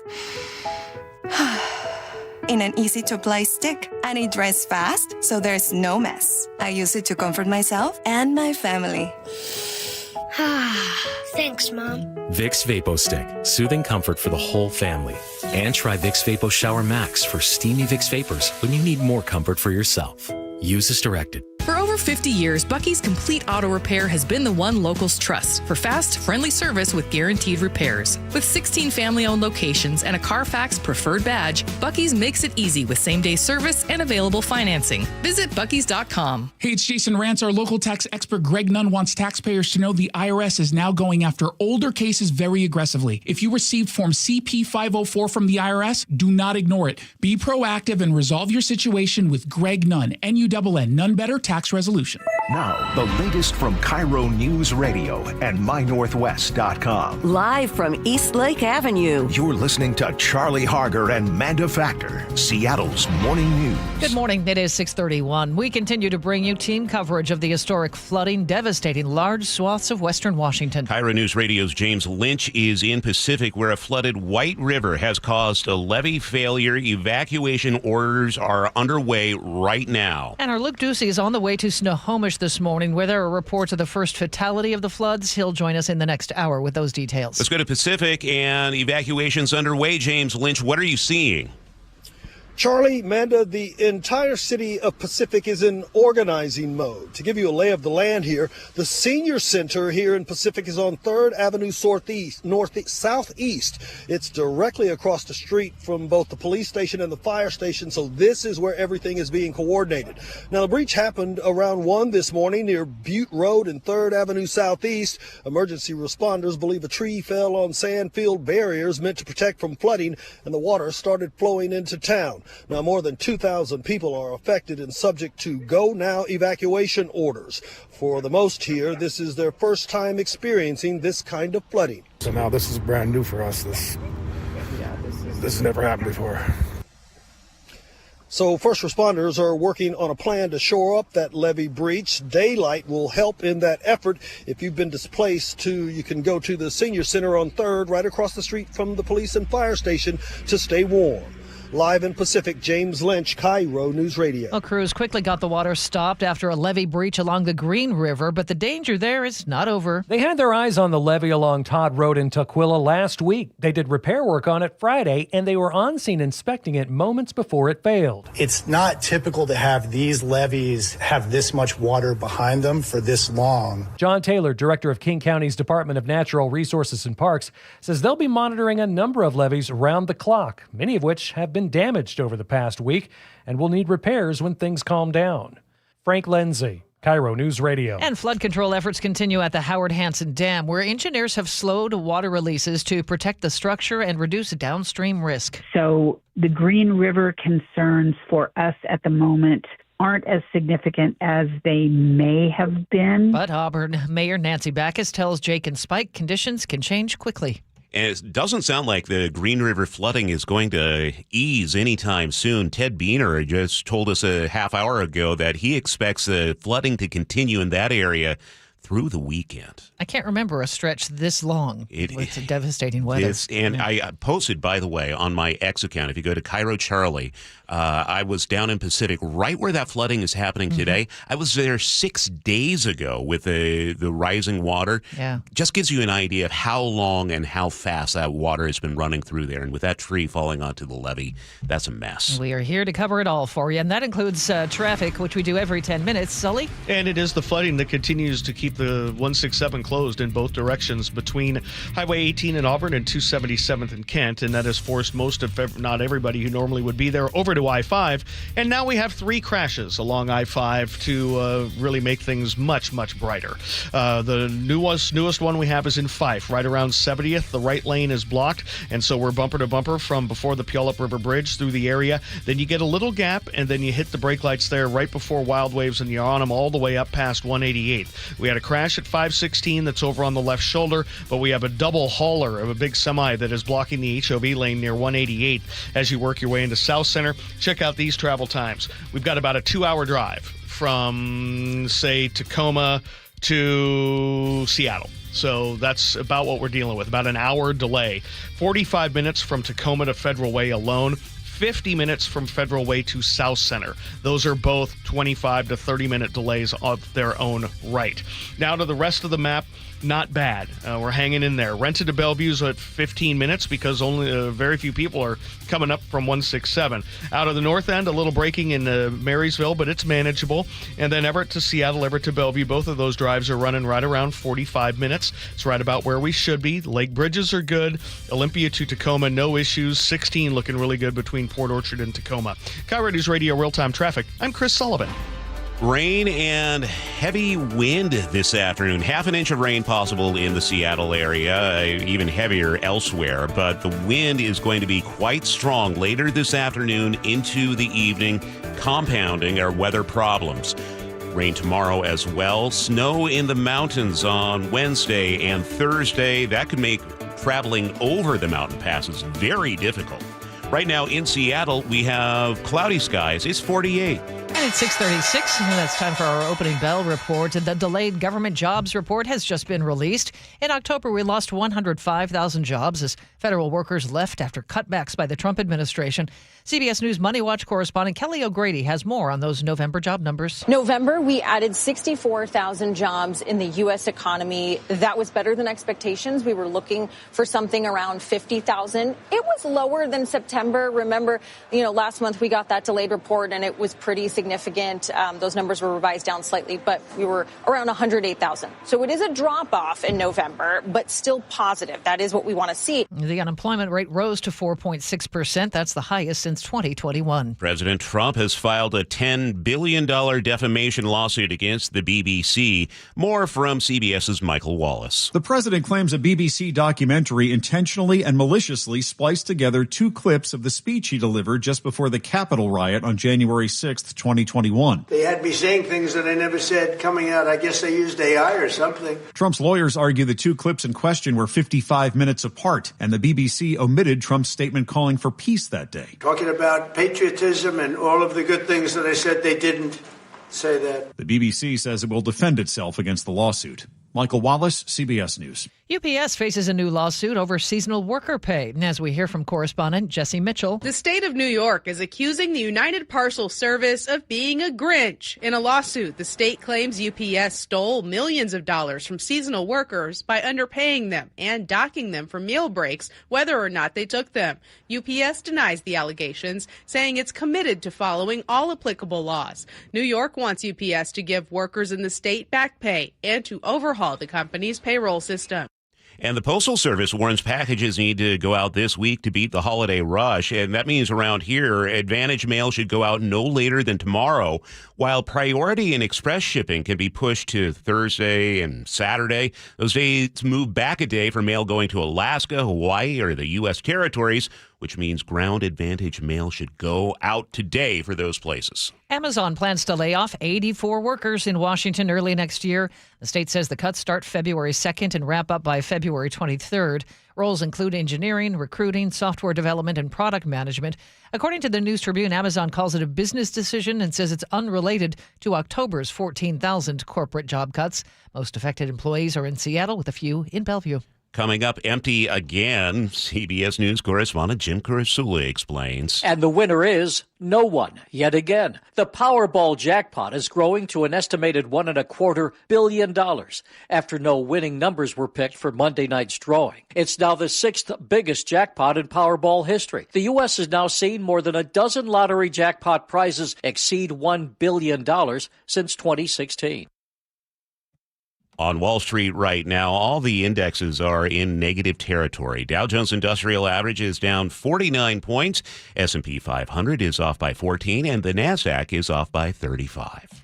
A word for KIRO 7 News. Heavy rain and historic flooding as another round of storms moves in. KIRO 7 News is there to get you plugged in and prepared. Live team coverage and real-time information. Changing water levels, road closures, landslides, and evacuation orders. Stay ahead of the storm. Watch KIRO 7 News live at 4, 5, 6, and 7 p.m. Okay, Sully, what's coming up in traffic? Well, we're going to take a look at the three separate crashes on northbound I-5 from Fife up into South Center. We'll break it down for you next. The opening bell is brought to you by Legacy Group Capital's Northwest Fund. After a close call against the Colts, Jason Myers with his sixth field goal of the day. Never a doubt, right? Talking about picking each other up, just being there when we need them. The Hawks gear up for the biggest game of the season. The game that will likely determine who wins the division. Holy catfish! Seahawks, Rams, Thursday night at Lumen Field. Kickoff at 5:15. This should be fun. On KIRO News Radio, 97.3 FM. How about a New Year's resolution where the commitment takes just one day and the results can last a lifetime? Address years of hair loss like I did with Advanced Hair's simple one-day treatment. Using your own natural hair, Advanced Hair can restore your bald spot, receding hairline, or thinning. All backed by Advanced Hair's guarantee. Celebrate the new year with a free consultation, $250 off, and 250 free hair grafts. 425-449-8185 or advancedhair.com. The Pacific Northwest is the perfect backdrop for the holiday season. J.P. Pendergast with Pendergast Law reminds us that the roadways don't always agree. It's that combination of additional travel, changes in routine, and winter weather that make this the most dangerous time of the year to be behind the wheel. Any safety tips to help commuters keep the holidays joyful? The number one cause of accidents remains distracted driving, even during the holidays. So store that cell phone in a place that eliminates temptation. It's imperative we set the example for our teens. Also, be aware of abrupt changes in the weather and prepare for it. Sometimes it's as simple as allowing additional distance for following or stopping.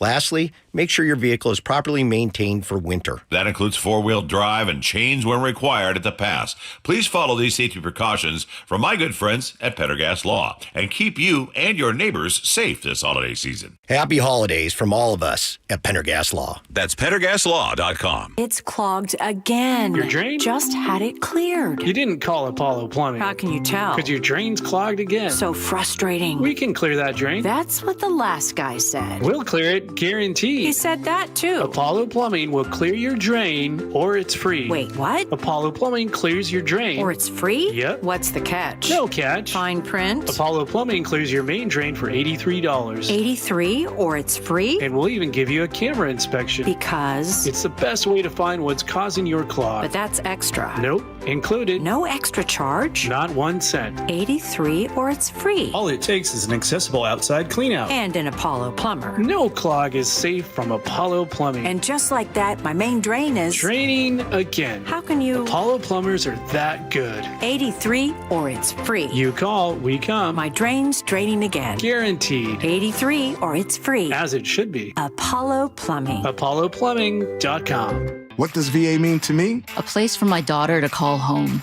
Thanks to the VA Home Loan. A new lease on life. The best healthcare team I've ever had is here at VA. And education, and the opportunity to open doors I never thought possible with my GI Bill. The financial support I need to manage the disabilities I developed because of my service. Get what you earned. Visit choose.va.gov. Not all veterans are eligible for the type or amount of benefits mentioned here. At 6:43, let's check in with Chris Sullivan at the traffic desk. And it is not easy trying to get up from Pierce County into King County at this point. And we all know 167 is closed, both directions between Auburn and Kent. We get that. Everyone's going over to I-5. Problem is we've had 3 different crashes on I-5 today, and we have an 11-mile backup on northbound I-5 that extends from Wild Waves all the way past 188th and SeaTac. That's where we have a double hauler, whether it's hauling milk or fuel, I can't quite tell, but it's one of those kind of rounded double haulers blocking the HOV lane, and you add that to a crash that's blocking the right lane in Fife, and we've got 45 minutes from Tacoma to Federal Way and almost an hour from Federal Way to South Center. So that in and of itself is about an hour delay getting you from Tacoma on up into Seattle. It's over 2 hours to make that drive. And again, there are no other alternatives. I mean, 99 through Federal Way up through Kent is going to be crawling as well. Then, you got all the signals there, so that's not necessarily a good option. Positive news, the rest of the map is okay. Olympia to Tacoma, 35 minutes. Not much action, if any, on 18 over Tiger Mountain. I mean, just a little. 16 between Port Orchard and Tacoma looks really good. Renton to Bellevue, under 20 minutes at this point because everyone who would normally be using 405 are trying to slug their way through that backup into South Center on I-5. Lake Bridges, quiet. Coming down from the north end, we still have that left lane blocked on southbound 9, getting through the Marsh Road area, and so people are still taking Highway 2 out of Snohomish, and that's bumper to bumper down to the trestle. A little bit of braking in Marysville, then about 45 minutes from Everett to Seattle or Bellevue. This report brought to you by the Seattle Mariners. This holiday season, give the gift of Mariners baseball. Grab tickets to next season's biggest games like opening day on March 26th at mariners.com/tickets. Well, we're looking for showers in the morning hours today, but we're going to see potentially some pretty heavy rain by afternoon. 55 the high for today. The wind is going to kick up as well. We're looking for about a 1/4 inch of rain for today. Showers tomorrow. Snow in the mountains as we're finally going to cool off. 47 the high for tomorrow. Rainy and windy on Thursday as well. Should start to get a break on Friday. Right now in Seattle, cloudy and 50. 6:45 now. Coldplay's Chris Martin made a surprise appearance at a couple's wedding. Here's KIRO Newsradio's Katrina Gishard. Chris Martin played piano and sang at the couple as the couple had their first dance.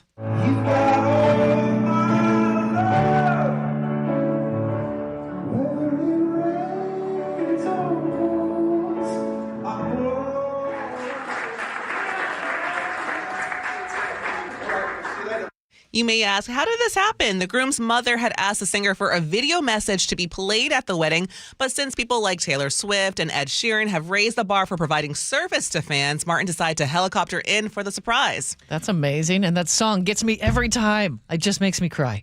It's beautiful. Okay, so if he's doing that, here's the thing. I really think Pearl Jam should stop by the studio. Ooh, what a great idea. Yeah, and do our bumper music for an entire show. I think that's a great idea. Okay, so Eddie, if you're listening, you can bring the crew with you. Play during our first dance? Yeah, I'll dance if we got Pearl Jam on the show. Okay. It's a thought. Katrina, thank you for that thought. All right. It's 6:46. Coming up, our weekly conversation with New York Times investigative reporter David Farenthold. When the new year hits, every business could use a little something to stay ahead.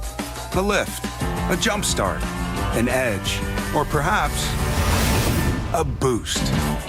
Like the all-new 5-year business boost from Comcast Business. It's the certainty of a price lock for 5 years on qualifying internet bundles.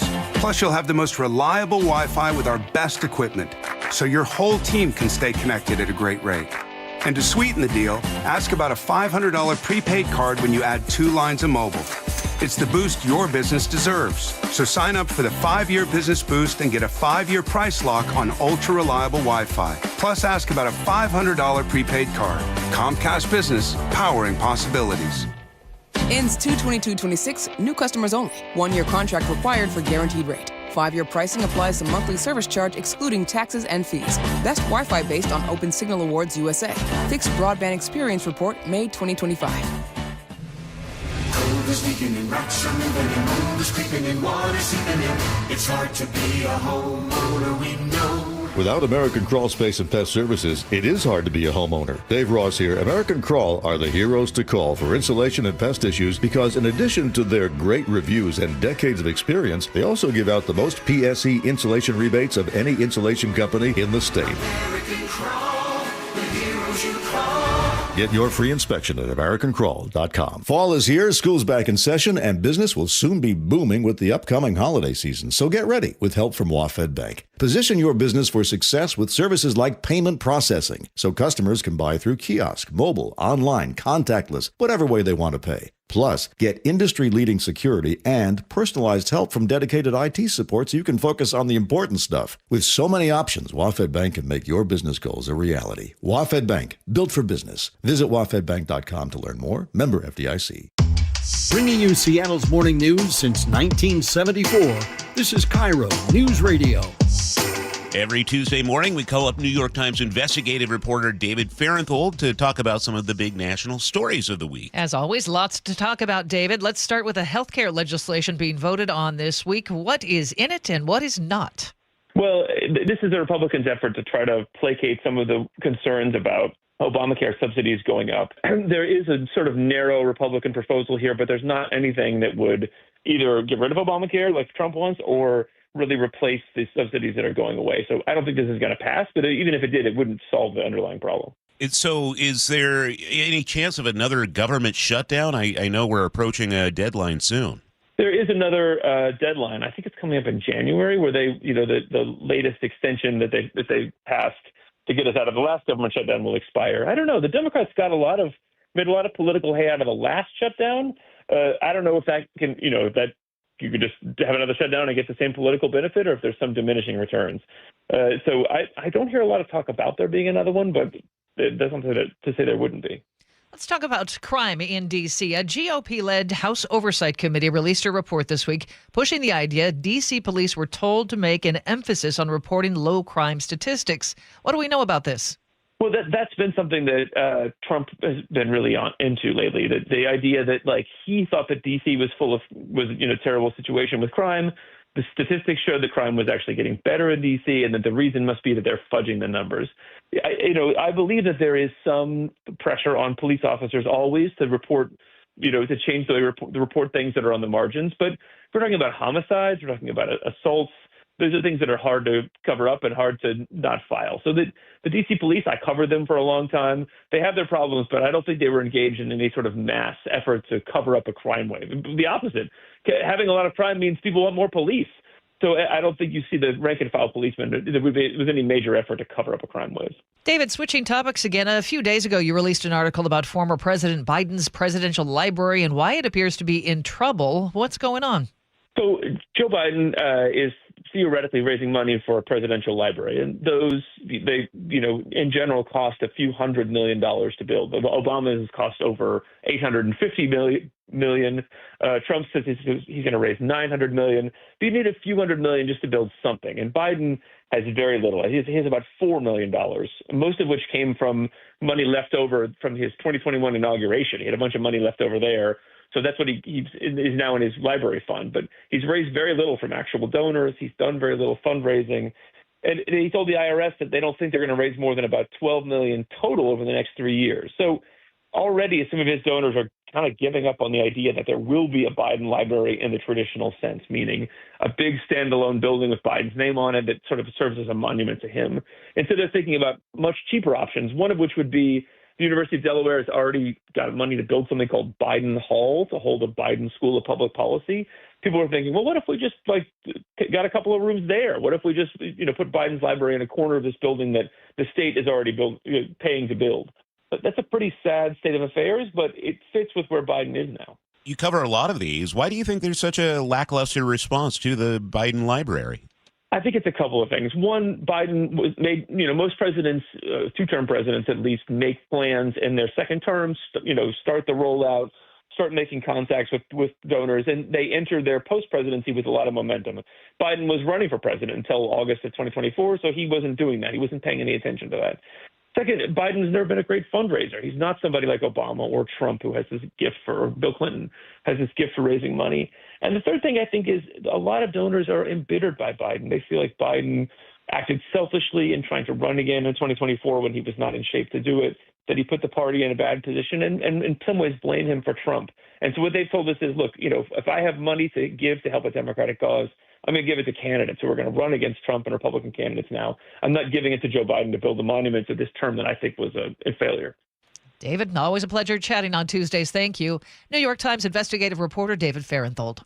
Thank you. It's 6:53 now, and we check in with Chris Sullivan at the traffic desk. It is going to be a struggle to get from Tacoma to Seattle this morning. We have about a 2-hour drive, maybe a little bit more, and the reason is pretty simple. 167 is out of commission. You cannot go north or southbound between Auburn and Kent. And what that has done is put everybody on I-5 who needs to go northbound at this point. And we're backed up about 11 miles. You had a crash near 516, which cleared, and then you have the HOV lane blocked by a double hauler right at 188. Then, the damage has been done. We also have brake lights in Fife because we had a crash near 70th, which is still over on the right-hand shoulder. You add that all together, you've got about a 45-minute trip from Tacoma to Federal Way, 50 plus from Federal Way to South Center by itself, and then about an hour and a half to Seattle total. So it is a very ugly drive, probably 2 hours and 10 minutes to get you to Seattle. Now, the rest of the freeways actually look pretty good. Looking at Renton to Bellevue, not bad at all because all the people are on I-5 that would normally be going there to get up to Bellevue. It's under 20 minutes, if you can believe it, this time of day on a Tuesday. Coming down from the north end, a little bit of braking in Marysville. A lot of heavy slowing on westbound 2, trying to make your way down to the trestle. That's because the left lane remains blocked on southbound 9 through the valley there at Marsh Road. And then after that, it's only 45 minutes from Everett to Seattle or Bellevue. The lake bridges are quiet. So all in all, every other road but northbound I-5 is in pretty good shape. This report brought to you by the KIRO Radio Rundown. You can always text 888-973-5476 to subscribe to get the daily KIRO News Radio Rundown. Get your latest news and updates about your favorite shows right to your inbox. We're going to see showers for the morning hours, but we have the potential for some pretty heavy rainfall in the afternoon. Warming up to 55 today, looking for a 1/4 inch of rain. Right now in Seattle, cloudy skies and 50. Coming up next hour, we have team coverage of floods happening throughout western Washington. Our James Lynch is in an evacuating Pacific where floodwaters have caused a levee breakage. That's next on Seattle's Morning News. An organized home is a happy home and a happy homeowner. John Curley here. Closets by Design made me and my home happy. Experience the quality and backing of a national brand with friendly local Seattle service. From booking the appointment to a free in-home consult to installation day, Closets by Design will leave you wowed and clutter-free. Right now, get up to 40% off plus an additional 15% off and 18 months financing and free installation. Visit closetsbydesign.com or call 1-800-BY-DESIGN to schedule today. The stock market was on fire in 2025 due to AI and tech stocks. Now is the time to set a strategy strategy for 2026. It's a good opportunity to lock in those gains and invest into a stable platform. With $8 trillion in cash sitting on the sidelines, investors are either scared or unsure where to go.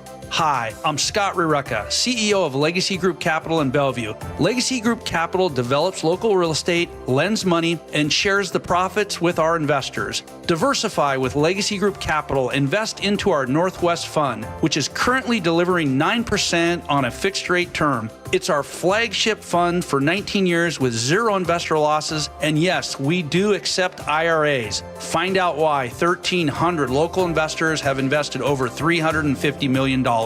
Legacy Group Capital at legacyg.com. This is not investment advice. Investments available to accredited investors only. Details at legacyg.com.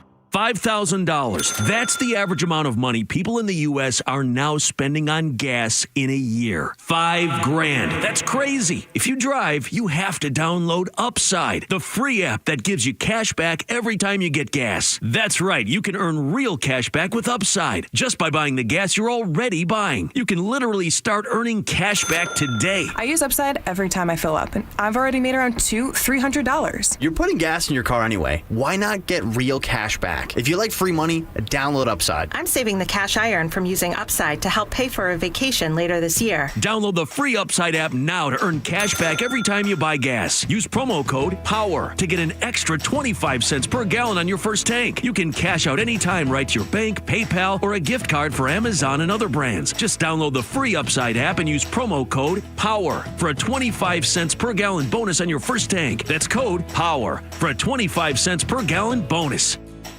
The G and Ursula Show. If you want to see what I'm wearing today, check out Mrs. Roper. Weekdays 9 to noon. A moo-moo is like a bank. You never know how much is in it. On KIRO News Radio and the KIRO Newsradio app. An illegal alien from Guatemala charged with raping a child in Massachusetts. An MS-13 gang member from El Salvador accused of murdering a Texas man. A Venezuelan charged with filming and selling child pornography in Michigan. These are just some of the heinous migrant criminals caught because of President Donald J. Trump's leadership. I'm Kristi Noem, the United States Secretary of Homeland Security. Under President Trump, attempted illegal border crossings are at the lowest levels ever recorded, and over 100,000 illegal aliens have been arrested. If you are here illegally, you're next. You will be fined nearly $1,000 a day, imprisoned, and deported. You will never return. But if you register using our CBP Home app and leave now, you could be allowed to return legally. Do what's right. Leave now. Under President Trump, America's laws, border, and families will be protected. Sponsored by the United States Department of Homeland Security. Red Hawks rising. Seattle U's men's basketball is hosting some big games at Climate Pledge. Grab your tickets at goseattleu.com/tickets. Our next home game is December 19th against UW. Take your business to the next level in 2025 with help from WaFd Bank. WaFd Bank's business accounts and cash flow tools get you paid in hours, not weeks, so you can grow your business and meet your goals. You need a best bank. Visit wafdbank.com to learn more. Member FDIC. Your best source for local news. KIRO News Radio, KIRO FM, and HD1, Tacoma, Seattle, Northwest News. This is CBS News on the Hour, sponsored by CVS Health. I'm Deborah Rodriguez. Delayed jobs numbers are painting a weaker picture of the economy. Economist Constance Hunter. The number of jobs that have been added would suggest sort of steady as she goes, somewhat anemic, but not collapsing job situation. But the unemployment rate for November rose to 4.6%. That's the highest it's been in more than 4 years. As for pay, business analyst Jill Schlesinger. Average wages were up 3.5% from a year ago. That's still ahead of the inflation rate, but the amount of money that workers are earning is definitely coming down as the labor market loosens up. The Los Angeles District Attorney has until tomorrow to decide on charges against Nick Reiner, the 32-year-old taken into custody in the stabbing deaths of his parents, movie director Rob Reiner and his wife Michelle. We've learned father and son got into an argument at a party hosted by Conan O'Brien the night before. Correspondent Jonathan Vigliotti. One source that was there at the time telling People magazine that Nick Reiner was acting crazy, going around and asking people if they were famous. What transpired between that party and Sunday at this point is still unclear. Defense Secretary Hegseth and Secretary of State Rubio are set to brief lawmakers in Congress in a closed-door meeting on the growing number of U.S. strikes on suspected drug boats off South America. Correspondent Caitlin Huey-Burns. What is at issue here on Capitol Hill is going back to that September 2nd strike, and particularly the second strike that was authorized in the 3rd and 4th, and the question of whether those who were on the boat, the survivors, how they were targeted, what the policy and strategy is. The FDA is accusing 4 major retailers of selling baby formula linked to a botulism outbreak after it was recalled. ByHeart infant formula was recalled on November 11th, but the FDA says Walmart, Target, Kroger, and Albertsons still sold the tainted formula for days or weeks. The agency has sent them warning letters saying they should take prompt action when notified of product recalls. The outbreak has sickened more than 50 babies in 19 states, including Hannah Everett's 4-month-old daughter Piper in Kentucky. She had finished that entire can literally the day before the recall. You just kind of feel like you failed as a parent in some ways. So far, no deaths have been reported. Michael Wallace, CBS News. It's been 6 months since a driver deliberately slammed his minivan into a sea of fans in Liverpool, injuring more than 130 as they celebrated the team's Premier League championship. Today, Paul Doyle sobbed as he was sentenced to more than 20 years in prison. This is CBS News. Through trusted relationships and national reach, CVS Health is uniquely positioned to simplify care. Learn more at cvshealth.com/Investor Day. 7:03, time for traffic on the threes with Chris Sullivan. And it is a nightmarish drive trying to get up from the south end. We have 167 closed in both directions between Kent and Auburn, and that means everyone has headed over to I-5. We had 3 crashes along the way on I-5, and we are dealing with just an ugly day. I'm going to start in Fife, where the crash over on the right-hand shoulder at 70th is still causing a backup, and then you hit the brakes hard right around Wild Waves, and you're going to be on them for 11 miles, all the way up till you get past 188th and South Center, where the HOV lane is blocked for a double semi-hauler. So we are looking at about an hour and about an hour and 40 minutes from Federal Way to Seattle. It's 40 minutes alone from Tacoma to Federal Way. So you add that together, and we're at about 2 hours and 15 minutes to make it all the way from Tacoma to Seattle. The good news is the rest of the map actually looks pretty decent. Renton to Bellevue is only running 22 minutes because everyone else is on I-5 who'd normally be on that corridor. Coming down from the north end, 45, 46 minutes from Everett to Seattle or Bellevue. That's not bad at all. Westbound 2 is struggling a little bit again out of Snohomish. That's because the southbound 9 lane restrictions right around Marsh Road, where our Luke Ducey is blocking the left-hand lane there, so people are trying to avoid that. And 522 is a little heavy out of Monroe. So, yeah, we're in it today. KIRO Newsradio Real-Time Traffic, I'm Chris Sullivan. Now, the latest from KIRO Newsradio and MyNorthwest.com. Live from East Lake Avenue. You're listening to Charlie Harger and Manda Factor, Seattle's morning news. We continue to bring team coverage of the historic flooding devastating so much of western Washington. KIRO News Radio's James Lynch is in Pacific this morning, where a flooded White River has caused a levee failure. Evacuation notices are being issued there. And the breaking news this morning, our Luke Ducey is just arriving in Snohomish, where we have a reported fatality due to the flooding there. Let's head to Luke right now at the water's edge in Snohomish. Luke? Yeah, right at the water's edge here on Marsh Road, which is just south, this area I am, just south of the town of Snohomish. About 1:30 this morning, it's being reported that rescue teams responded to a 911 call. They found a car, they say, fully submerged in floodwaters. A rescue swimmer pulled one person, they say, out of that car, and they performed CPR. Then firefighters say the victim was later pronounced dead here at the scene. Nobody else, they say, was inside that car. Now, you know, I got to tell you what I'm looking at water's edge. This entire area around me, I'm just surrounded by floodwaters. This whole farm area is surrounded.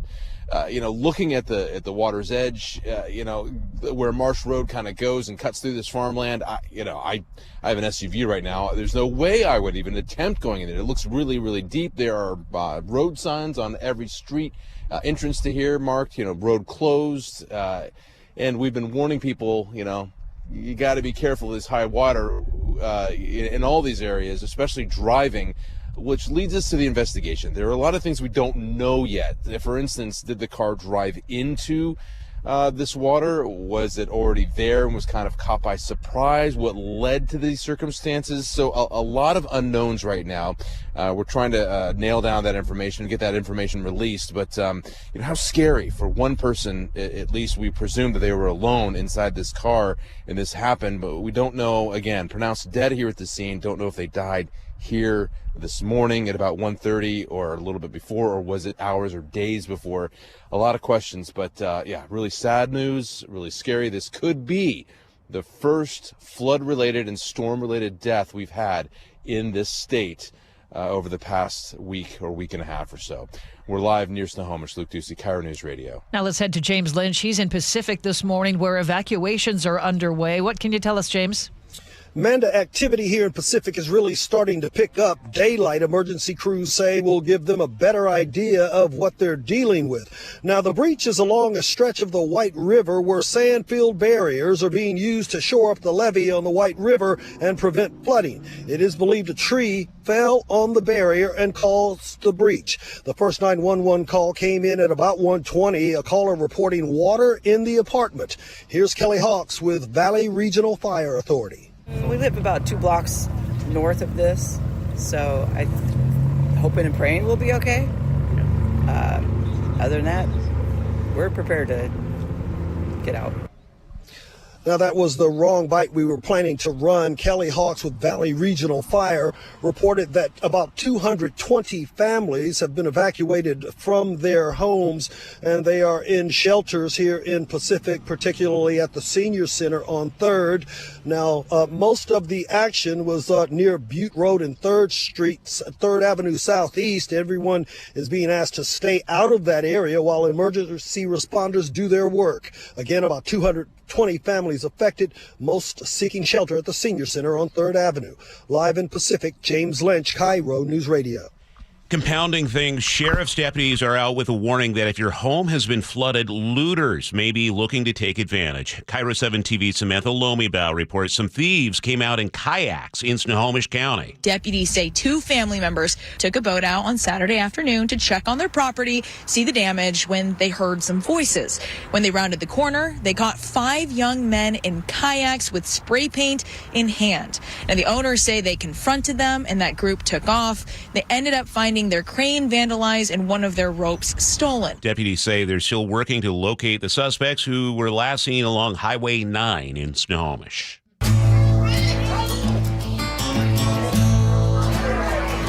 Keeping you informed since 1974. This is the city's longest-running radio news show. Seattle's Morning News on KIRO News Radio. Good morning. It is 7:09. It's Tuesday, December 16th.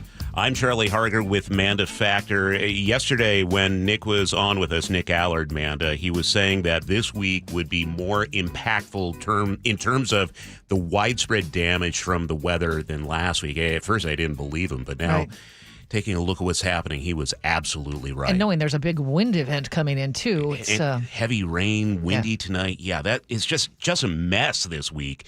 And we'll be covering it throughout the week with our team coverage. James and Luke out early this morning. Also coming up on this hour of the show today, News Nation's Tom Dempsey has details on the latest U.S. strikes on boats in the Caribbean, as Defense Secretary Pete Hegseth and Secretary of State Marco Rubio are expected on Capitol Hill this week to talk about this. And coming up in the 7:35 commentary, yesterday I said something nice about one of Mayor-elect Katie Wilson's actions. And today, something nice about one of President Trump's actions. That's coming up at 7:35. It's 7:10. Well, homes, farms, and businesses have flooded along the Green River along 70th Avenue South. In the heat of the moment, you're just like, what do I need? What's most important? You know, not having any idea that we were not going to be able to come back. We're like, surely it's going to stop at some point. Now, the orders have since been lifted, but the city reminds people if you're living near a body of water in Auburn, get your go bag ready. Green River College canceled class on all campuses. That was KIRO 7 TV's Elle Thomas. KIRO News Radio meteorologist Ted Beener says don't expect the water along the Green River to recede until this weekend. Snow levels coming down, which is really good news. That'll cut off the runoff from the mountains as it turns to snow in higher elevations. But at the same time, we've got Howard Hansen Dam that's been filling up as well. So they're having to release some waters. He says road closures likely will be with us throughout the week in Auburn. A Yakima lawmaker says this month's flooding highlights the need for better water infrastructure. Republican State Representative Chris Corey tells the Jason Ranch Show on Seattle Red 770 AM that the state has been as proactive as possible in terms of issuing warnings and evacuation orders. I would say an ounce of prevention is worth a pound of cure. Is there more we can do? Probably. We're going to have to learn as we go. He says dam and levee systems should be legislative priorities. The West is starting winter with what they call a snow drought. Dan McAvoy is a researcher with the Western Regional Climate Center. He says they've never seen the snowpack this low since record keeping began in 2001. What that really says is that this is a very slow start to the snow season in the Western U.S. as a whole. But because it's early, there is still time to catch up. Across the Cascades, most basins are under 50% of the snowpack they normally see after this record-setting warmth in November. Should start to see some snow in the mountains starting tomorrow as we cool off. But our forecast, showers this morning, steady rain for the afternoon, could be heavy at times. We're headed for a high of 55. A quarter of an inch of rain expected. It's going to be windy for the afternoon hours as well. For tomorrow, again, cooling off to 47 for our high. That means snow in the mountains. Just showers for tomorrow, but the rain's going to pick up again on Thursday, warming up to about 50. Again, a quarter inch expected on Thursday. Right now in Seattle, cloudy skies and 50. Weather brought to you by State Roofing and Exteriors. Now let's get a check on traffic on the threes with Chris Sullivan. And the flooding impact is being felt on our freeways today, specifically for people trying to go northbound out of Pierce County. We have about a 12-mile backup on northbound I-5 that begins right before Wild Waves and goes all the way up to 188. That's where we have a double hauler that is blocking the HOV lane. And can you add that to all the extra folks that are on the I-5 because of the closure of 167? And we have this, an hour drive from Federal Way to South Center. Not to Seattle. Oh, no. Hour and 40 all the way to Seattle from Federal Way. And then we had an earlier crash in Fife, and so we're struggling through Tacoma up to Federal Way. And so that Tacoma to Federal Way drive is running at 40 minutes. You add that together, that's 2 hours and 20 minutes from Tacoma to Seattle. About an hour and 15 behind schedule. Very ugly. The good news is the rest of the map is okay. We're looking at some heavy brake lights now away from Canyon Park on 405. We're up to about 50 minutes to get you down into Bellevue. And we have some brake lights through Linwood down through Shoreline, but 50 minutes from Everett to Seattle is a great number at this time of day. Westbound 2 getting out of Snohomish County is a little heavier today than you might expect. There are still heavy brake lights southbound on Highway 9. Only the right lane is open as you get past Marsh Road there in the valley where our Luke Ducey is reporting. Coming down through Marysville, it's not too bad at all. Lake bridges are still quiet. This report brought to you by the Emerald Queen Casino, the ultimate tribute to rock. Hairball comes to the Emerald Queen Casino April 2nd. Tickets at theemeraldqueen.com. Hairball, April 2nd, only at the Emerald Queen Casino, the entertainment capital of the Northwest. It's now 7:14, and Wham's Holiday Classic has finally reached the top of the world charts.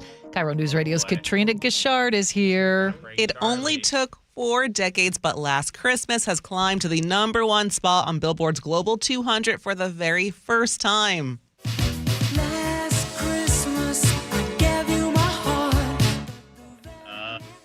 The song racked up more than 95 million streams worldwide just last week, making it the only second holiday track ever to lead the chart, alongside, of course, Mariah Carey's All I Want for Christmas Is You. George Michael's estate calls it a timeless record that embodies the very sound of Christmas. I am so glad that I was officially out of the Whamageddon contest on Saturday, because we would have had strong words this morning otherwise, Katrina Gishard.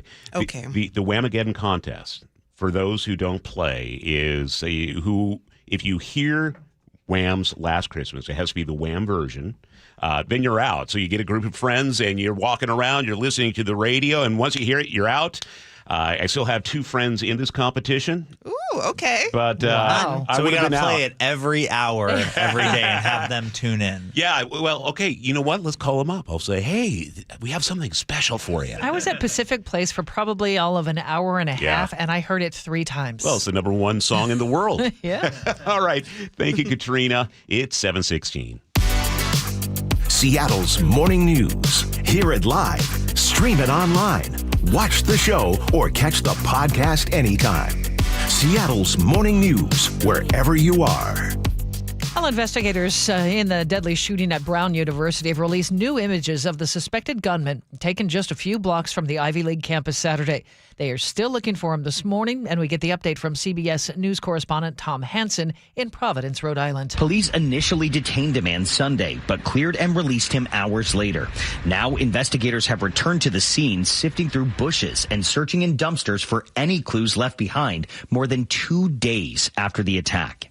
We might have used all our energies in the first few days to investigate something, and here we are now heading back to that same place to continue to investigate, and that's why you saw that, because the investigations change on a daily basis. The FBI is now offering a $50,000 reward for information on that man in the video, who they believe is the gunman. FBI says it's broken up plans for a series of New Year's Eve terror attacks in Southern California. 2 women and 2 men are under arrest. They say they're part of a left-wing organization called the Turtle Island Liberation Front.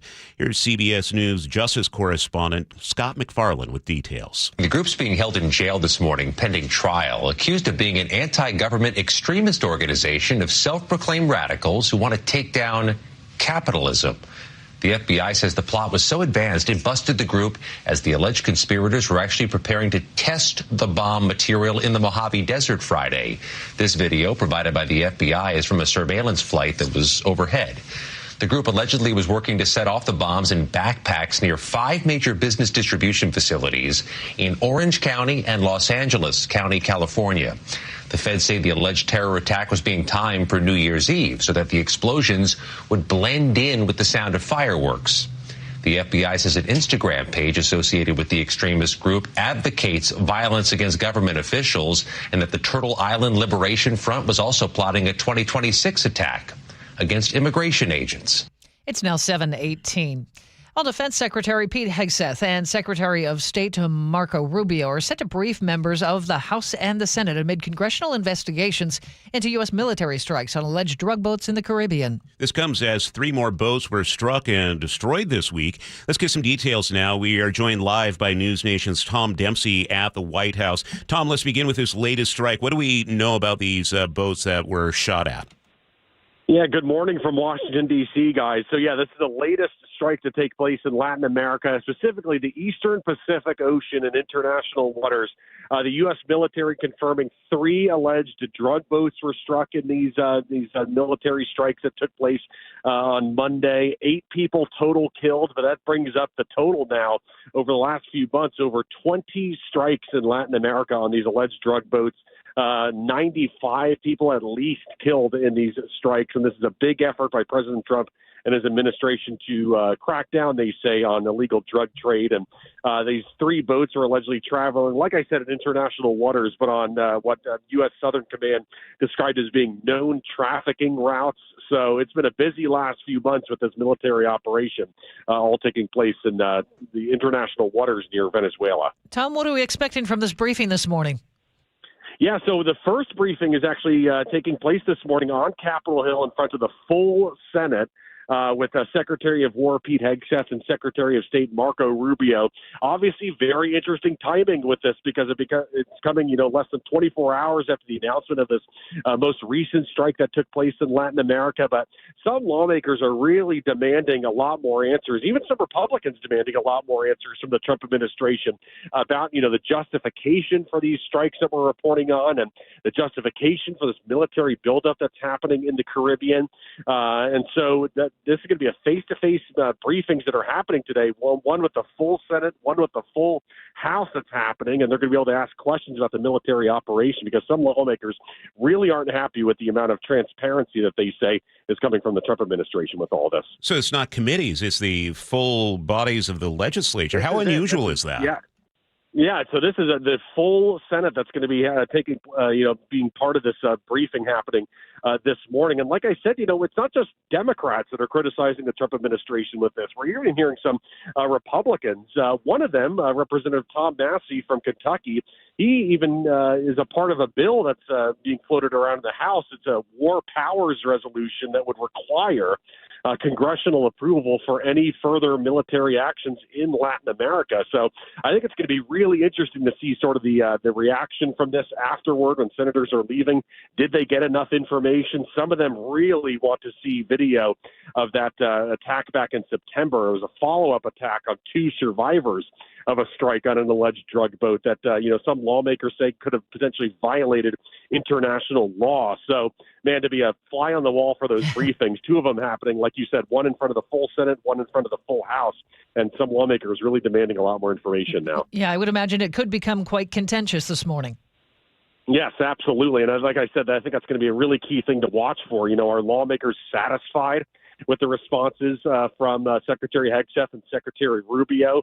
Do they leave wanting more information? And we will know, too, that on tomorrow, the House Armed Services Committee is going to be having a briefing with Admiral Frank Bradley. And if that name does not ring a bell for listeners, like I brought up that strike on the survivors back in September, he was the one that actually, oversaw that mission. So lawmakers hoping that they get a lot more answers this week on Capitol Hill. And lastly, before we let you go, Tom, do we know what is being used to shoot these boats out of the water? Are we using jets? Are we using drones? Has that been revealed by the Department of War?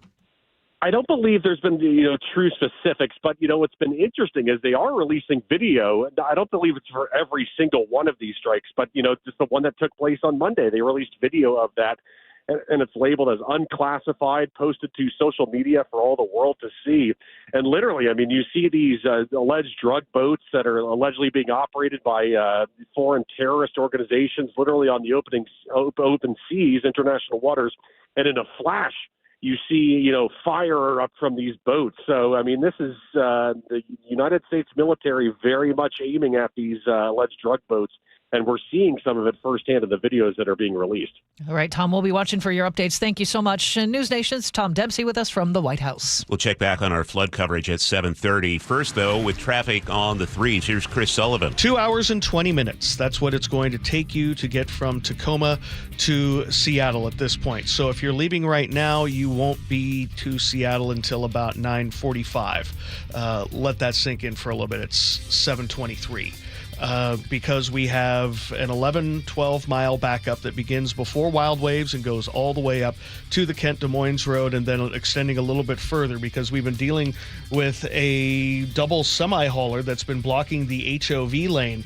And so we are looking at pretty heavy backups there. They might be in the process of trying to get this thing all the way over to the shoulder. But either way, we're looking at about an hour and 40 minutes to go from Federal Way to Seattle. And then Tacoma to Federal Way itself is about 40 minutes as well. That's where you get the 220. And that's a lot of the reason why, so much more volume there because 167 remains closed, northbound and southbound between Highway 18 and 277th in Kent. Because of that, northbound 405 really isn't too bad. Only 25 minutes at this time of day. That's about 10 minutes faster than normal.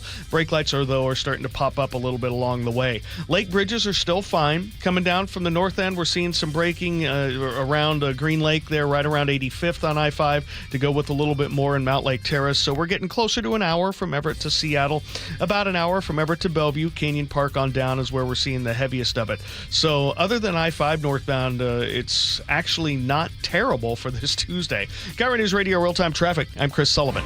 At our forecast showers for the morning hours, we're going to see steady rain picking up in intensity for the afternoon hours and 55 today. A little bit windy this afternoon as well. Right now in Seattle, cloudy, then 50. Coming up, our flooding coverage continues live with Luke Ducey in Snohomish, where the first fatality of the floods has been reported, and James Lynch is in Pacific. And in today's 7:35 commentary, I give President Trump some credit. I'll talk about it. Get those texts ready. 888-973-5476. This is Seattle's Morning News.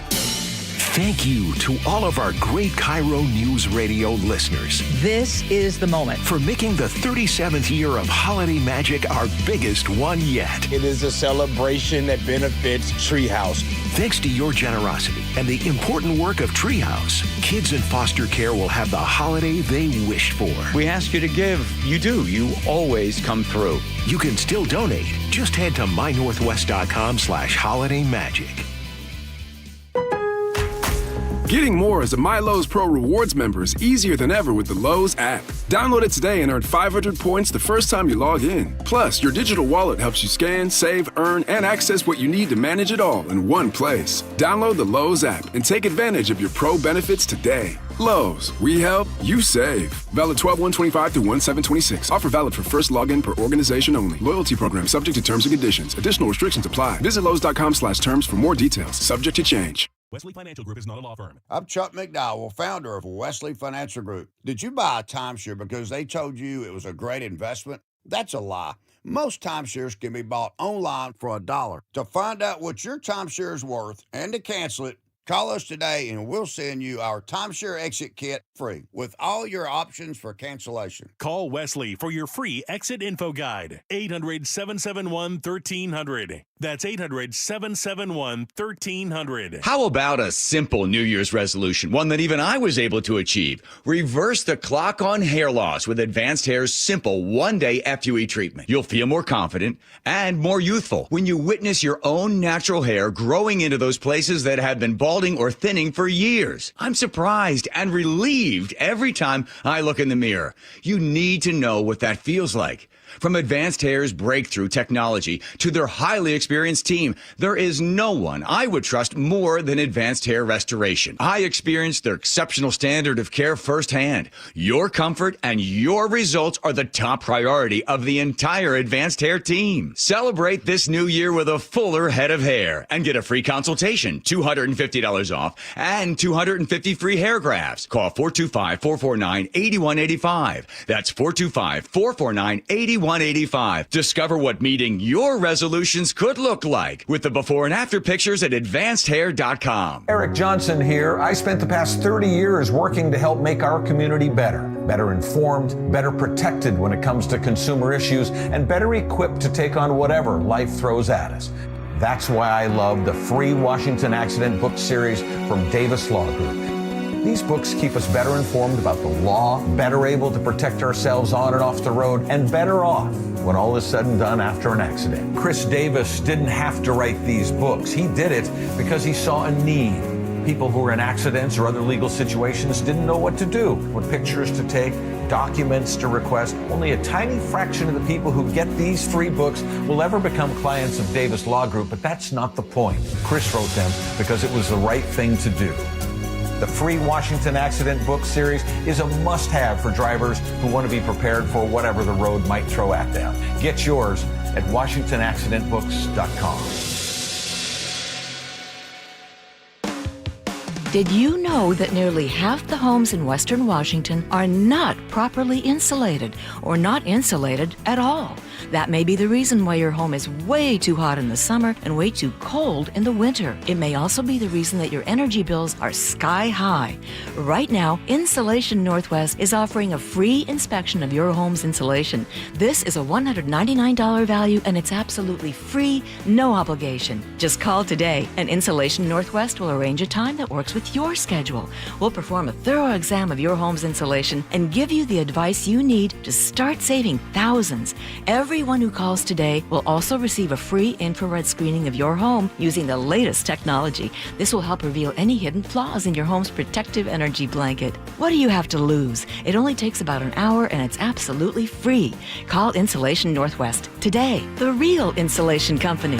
InsulationNorthwest.com. For seniors, the holiday Holidays can be fun family time, but can also be a stressful time if you're struggling with bills. Our friend Steve Teitler of Best Mortgage says a reverse mortgage may be the holiday gift you're looking for. Many seniors love their home but are struggling with mortgage payments and other bills. A reverse mortgage lets you tap your home equity for tax-free cash. You can pay off your debts and maybe put some extra money in the bank for peace of mind. You've worked hard for that home equity. Now let it work for you. And best of all, you'll have no mortgage payments the rest of your life. And you always talk to a real person, not an AI robot. That's right. You'll get a no-pressure consultation directly from me or a highly experienced senior advisor. Never a sales pitch and never, ever an AI bot. Honest advice you can trust from the reverse mortgage experts, Best Mortgage, the VA loan experts, and debt consolidation specialists, too. 425-649-6000. Best Mortgage, 425-649-6000. Hey, it's Brock Heward. My family did it, and it saved us thousands. You got to do it. Take the First Mark Insurance Challenge. It's free. See how much First Mark can save you and how much better coverage you can get. They work for you. Go to firstmarkinsurance.com. Now, the latest from KIRO Newsradio and MyNorthwest.com. Live from East Lake Avenue. You're listening to Charlie Harger and Manda Factor, Seattle's morning news. Good morning. It is 7:31. We continue to bring you team coverage of the historic flooding in western Washington. KIRO News Radio's James Lynch is in Pacific. That's where evacuations are underway along the White River. Meanwhile, our Luke Ducey is in Snohomish, where there are reports of the first fatality of the floods. We will join Luke in the next hour with these details. Let's begin in Pacific, where evacuations are underway. Charlie, emergency operation officials and the city of Pacific, along with the Valley Regional Fire Authority, have been eagerly awaiting daybreak so they can get a better look at the damage to the levee on the White River near Butte Road and 3rd Avenue Southeast. It is believed a tree fell on a HESCO barrier. Now, that is a barrier that's made out of sandbags that help shore up the levee and protect against flooding. In the last hour or so, we've seen heavy equipment being brought in. We've seen rescue boats. This appears to be an all-hands-on-deck situation. Now, the first 911 call came in at about 1:20. The caller saying there was water in their apartment. The Levee 3 go-now evacuation order that followed affects some 220 families. Kelly Hawks with the Regional Fire Authority. The Valley Regional Fire Authority, along with Pacific Police Department, worked quickly to get people evacuated out of the area. Those people are now in shelters. Butte Road and 3rd Avenue Southeast in Pacific. Police are asking everyone to stay out of that area. Live in Pacific, James Lynch, KIRO News Radio. Let's head to Snohomish now, where a car went directly into floodwaters. KIRO News Radio's Luke Ducey is there and joins us live with the latest. Yeah, half an hour ago, I was on the other side of Marsh Road here, which is just south of the town of Snohomish. Now I've come along Highway 9 to the other side of Marsh Road.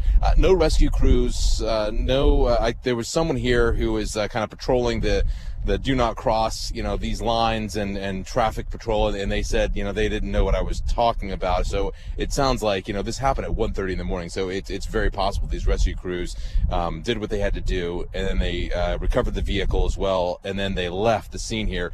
Let's get into what happened. Rescue teams say they responded to a 911 call here early again this morning. They found a car fully submerged in floodwaters, they say, and then a rescue swimmer pulled one person out of the car, performed CPR, and that person was pronounced, that victim, dead here at the scene. Nobody else, they say, was inside that car. Very dangerous, these waters, as we've been saying, according to the CDC, most flood-related deaths happen when a vehicle is driven into waters that are, either flowing quickly or it's a flash flood situation, which leads to a lot of questions. We don't know exactly the circumstances that led up to this death, but we do believe now that this is the first fatality that is flood and storm related. Very sad statistic, of course. No one wanted to see this, but just reemphasizes the danger that we're facing. Just really quickly, as I look around the farmland here, where I am standing, completely flooded. I mean, just water everywhere. We'll keep you updated throughout the morning, live in Snohomish, or near Snohomish, I should say. Luke Ducey, KIRO News Radio. Time to check traffic now. Here's Chris Sullivan. And the thing about that particular spot is if that driver entered near the lower Larimer side, you can't tell that there's a 10-foot drop-off on either side of Marsh Road to the fields below. So if you thought you were just driving through water and you lost it, your car's going to drop way below where the road is there. It's a very deceiving based on where the water level looks. You have no idea what's to the right or to the left of you. Looking at the roads now, we have picked up the pace a little bit. We're back down to about an hour and 25 minutes from Federal Way to Seattle now that the double hauler is out of the way and not blocking the HOV lane at 188th anymore. We still have a backup that extends all the way down to Fife, so it's still about 2 hours and 10 minutes to make it from Tacoma to Seattle. That's, of course, a lot of people there because they would normally be on the Valley Freeway, but it's closed again today. A lot of people now have made their way north, and we're starting to see the brake lights through the Renton S curves. Give yourself 30 minutes to make the drive there. Lake bridges are still good. Well over an hour now from Everett to Seattle or Bellevue, and we're still struggling on westbound 2 trying to get over to the trestle because people are trying to stay away from Highway 9 in that valley area where Luke is. This report brought to you by the Emerald Queen Casino. Live professional boxing back with the main event February 6th at the Emerald Queen. Main event powered by WFC February 6th, only at the Emerald Queen Casino, the entertainment capital of the Northwest. Our forecast, we're seeing showers this morning, and the rain is going to pick up, though, for the afternoon. Potentially heavy rainfall for the afternoon. 55 our high. The wind is going to kick up as well. Tomorrow looks like just occasional showers, but cooling off. 47 for us, but up in the mountains, we'll likely see some snow finally. Rainy and windy again on Thursday. By Friday, we should start to see a few sun breaks and stay cool for the weekend. Right now in Seattle, cloudy skies and 50. For more than 50 years, the voice Seattle trusts. This is Seattle's Morning News on KIRO Newsradio. Yesterday's commentary had me agreeing with something Mayor-elect Katie Wilson said. Today's has me agreeing with something President Trump said. It's time for the 7:35 commentary. What else are we supposed to call it? If I told you a foreign adversary had smuggled a powder into the United States that killed over 500,000 Americans in a decade, what else would you call it? President Trump signed an executive order yesterday designating fentanyl as a weapon of mass destruction. Critics say it's a rhetorical escalation with limited practical impact. Fine. But what else are we supposed to call it? Because I'm not here to carry water for Trump. I'm here to ask why we're okay with 1,000 people a year dying in King County.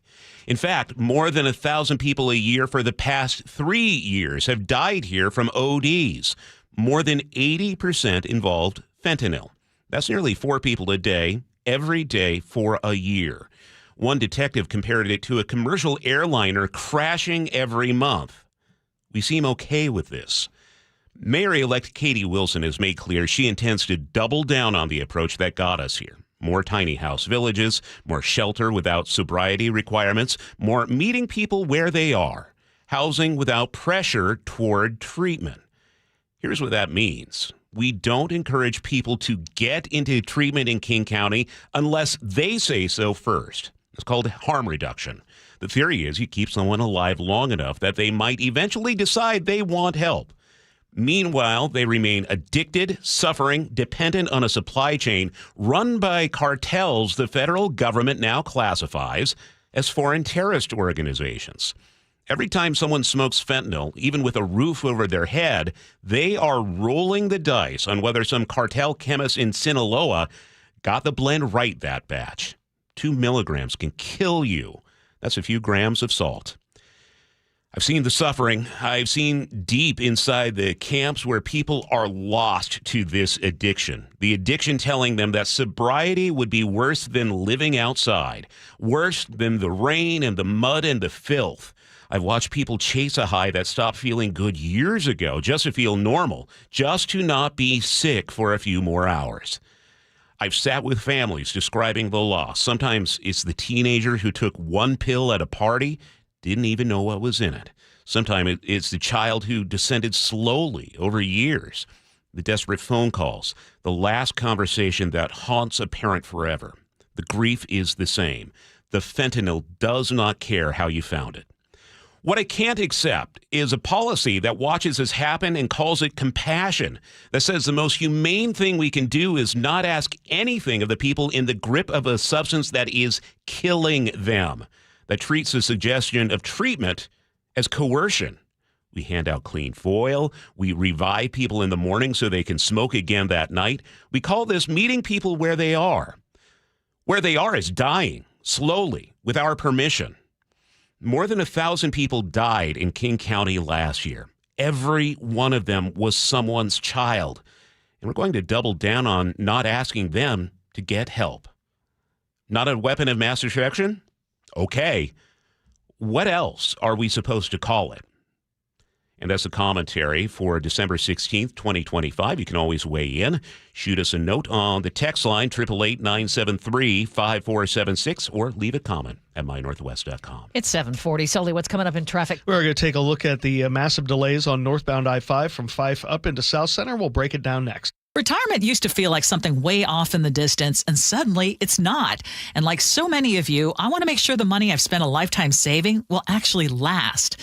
That's why I work with Trajan Wealth. Ursula Roytine here. My husband and I recently sat down with Marty, and she took the time to understand our goals, our financial situation, and what we want the next chapter to look like. And because Trajan Wealth advisors are fiduciaries, they're required to put your interests first. The plan she came up with isn't shaped by commissions or products. It's shaped around our lives. Trajan is veteran-owned, and they specialize in helping people with $500,000 or more in savings build a smart, long-term strategy. So if you're starting to think seriously about your retirement, start with a team I trust. Call Trajan Wealth at 206-656-3300 or visit TrajanWealth.com. Advisory services through Trajan Wealth, LLC. SEC registered investment advisor. Client paid advertisement. Additional disclosures at TrajanWealth.com.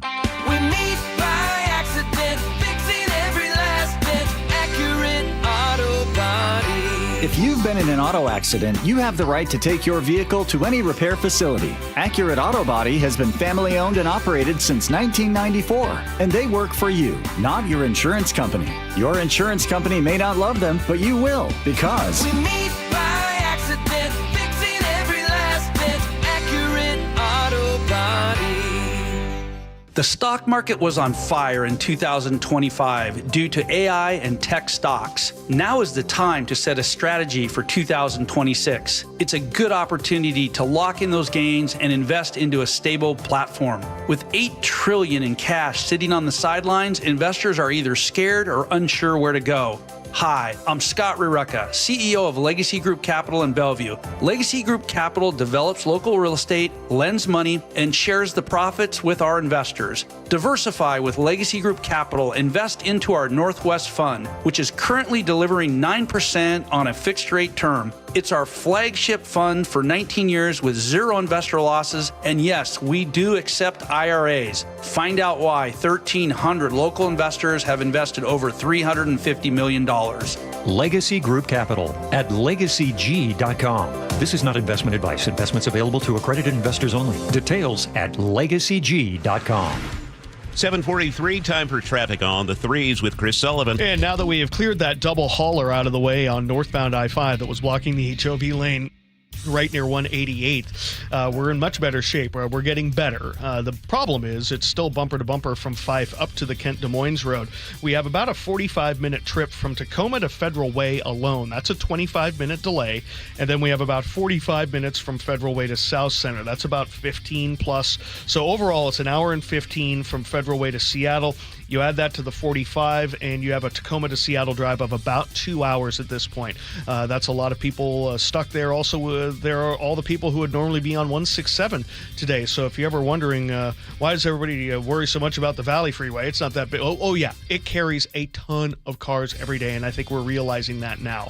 Now that the people are kind of through that backup and they're heading to Bellevue, we are starting to see the brake lights through the S-curves. You're going to need about a half an hour to get up into Bellevue at this point. Also seeing some braking past the West Seattle Bridge, too. The lake bridges are still in very good shape, so that's certainly positive. Up in the Marysville area, we're losing a minute or two, which isn't too bad. Westbound 2 is a little sluggish as you make your way away from the Snohomish area. That's because people don't want to go down through the valley on SR9. And then you have about an hour drive from Everett to Seattle or Everett to Bellevue. And it's a reminder that, yes, it doesn't get there very often, and only when it really has to. $15 in the southbound express toll lane out of Linwood.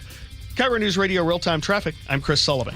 Our forecast, we'll see showers for the morning hours, but we have the potential for some pretty heavy rainfall in the afternoon hours. 55 the high. It's going to be a little windy as well. And then tomorrow, cooling off, a high of only 47. Just occasional showers tomorrow. Snow in the mountains tomorrow. And then the rain's going to pick up again on Thursday. Right now, it's cloudy and 50 in Seattle. 7:45 now. What might have been a rodent's dream vacation was a nightmare for hundreds of passengers. Here's Katrina with the story. A KLM flight was on its way from Amsterdam to Aruba when a large rat was spotted running on top of a curtain rod and an overhead baggage compartment. Listen to this. Since the flight was already over the Atlantic, the pilot decided to keep on flying to Aruba, where the plane was taken out of service and cleaned. KLM says the rat never got close to the food. Rats on airplanes are not just a hygiene risk. They could chew through the plane's wires and cause some serious trouble.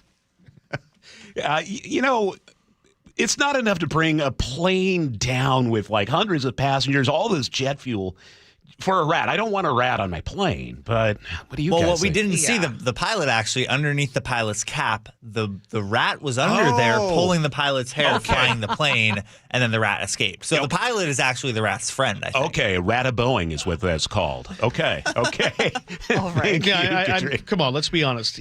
That rat paid first class. Oh, of course. So we're not going to turn the plane around. He gets to go to Aruba, too. I mean, he paid. Go check his travel agent. Okay, it's not going to be Plenty arrested. of passengers get booted even if they pay for their tickets. Yeah, That's it's true. It's 7:46. Sully, you have a choke point coming up. Oh, yeah, I do. We're going to talk about the good things that happened on the road because I'm going to spend the next 2 weeks talking about the bad and the ugly. Hey there, Dawn Riley with Olympic Hot Tub. This holiday, treat yourself to the best present of all, a hot tub from Olympic. Through Christmas Eve, our Santa Loves a Smart Top event will save you up to $4,800 on your new tub and include an amazing smart top for free. This awesome hardcover handles Northwest weather, locks in heat, and looks fantastic. Santa loves a smart top, and so will you. It's the perfect gift to put under the tree. Details at olympichottub.com. Better you, better life. Fall is here, school is back, and business will soon be booming with the upcoming holiday season. But you can be ready with help from WaFd Bank. That's right, Dave. And WaFd Bank offers services like payment processing to do it, which offers your customers the option to pay their way, whether that's through kiosk, mobile, online, or contactless. You'll also have the option to get access to other services to efficiently run your business, like projection programs for income and expenses, so you can focus on what really powers your business, your customers. Those sound like some pretty helpful tools. What about help if things don't work the way they should, Brad? No worries there, Dave. With payment processing, all businesses get industry-leading security and personalized help from dedicated IT support, so they can get back to the important stuff. With a variety of business accounts to fit your specific needs and other services to take things to the next level, we've got the knowledge and offerings to make your business goals a reality. Music to my ears, Brad. To learn more, visit wafdbank.com or visit your local branch. WaFd Bank, built for business. Member FDIC. This message comes from Viking, committed to exploring the world in comfort. Journey through the heart of Europe on an elegant Viking longship with thoughtful service, destination-focused dining, and cultural enrichment on board and on shore. With small ships that bring travelers closer to the destination, there's more time to explore. And every Viking voyage is all-inclusive, with no children and no casinos. Discover more at Viking.com. CVS Health supports people in the moments that matter, from picking up a prescription to connecting care. With nearly 5 million daily interactions and serving 185 million consumers and 1.5 million healthcare professionals, CVS Health holds a trusted place in healthcare. By simplifying care and improving health, we're helping people get the care they need. Learn more at cvshealth.com/investor day. A bases clearing 3-run double. by Josh Naylor. Holy smokes. Are you planning an event in 2026? Make it unforgettable at T-Mobile Park. Mariners suites and group tickets are perfect for any occasion. Fundraisers, school outings, work parties, family celebrations, and more. Enjoy customizable catering, flexible setups for 14 to 400 people, and epic game day views, all with the help of a dedicated Mariners rep. Get ahead and start planning your event today at mariners.com. Charlie Harger and Manda Factor, Seattle's morning news. Hey, oh, let's go. Now, Choke Points with Chris Sullivan. Presented by Carter Subaru. Well, we're closing the books on 2025. We have 2 weeks left. Oh, my goodness. Okay, it's time to take a look back at the year in transportation. We're calling it the good, the bad, and the ugly. All right, Sully, let's start with the positive, shall we? Okay, and we're going to start with some biggies. WashDOT opened up 3 important projects this year, and I think drivers are finally starting to see the benefits of the years of construction.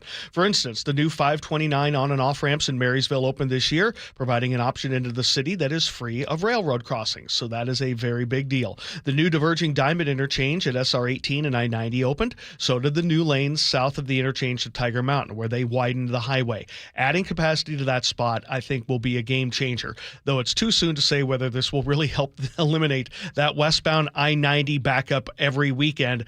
Next spring and summer will provide the answer for that. Whether you like tolling or toll roads or not, WashDOT did open a mile of the 3-mile 509 expressway from I-5 to Burien.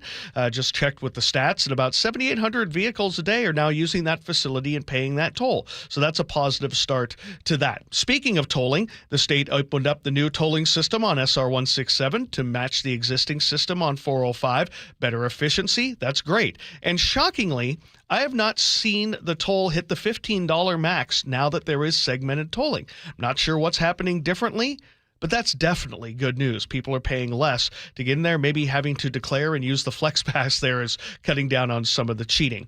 Sound Transit did not have a good year when it came to financing.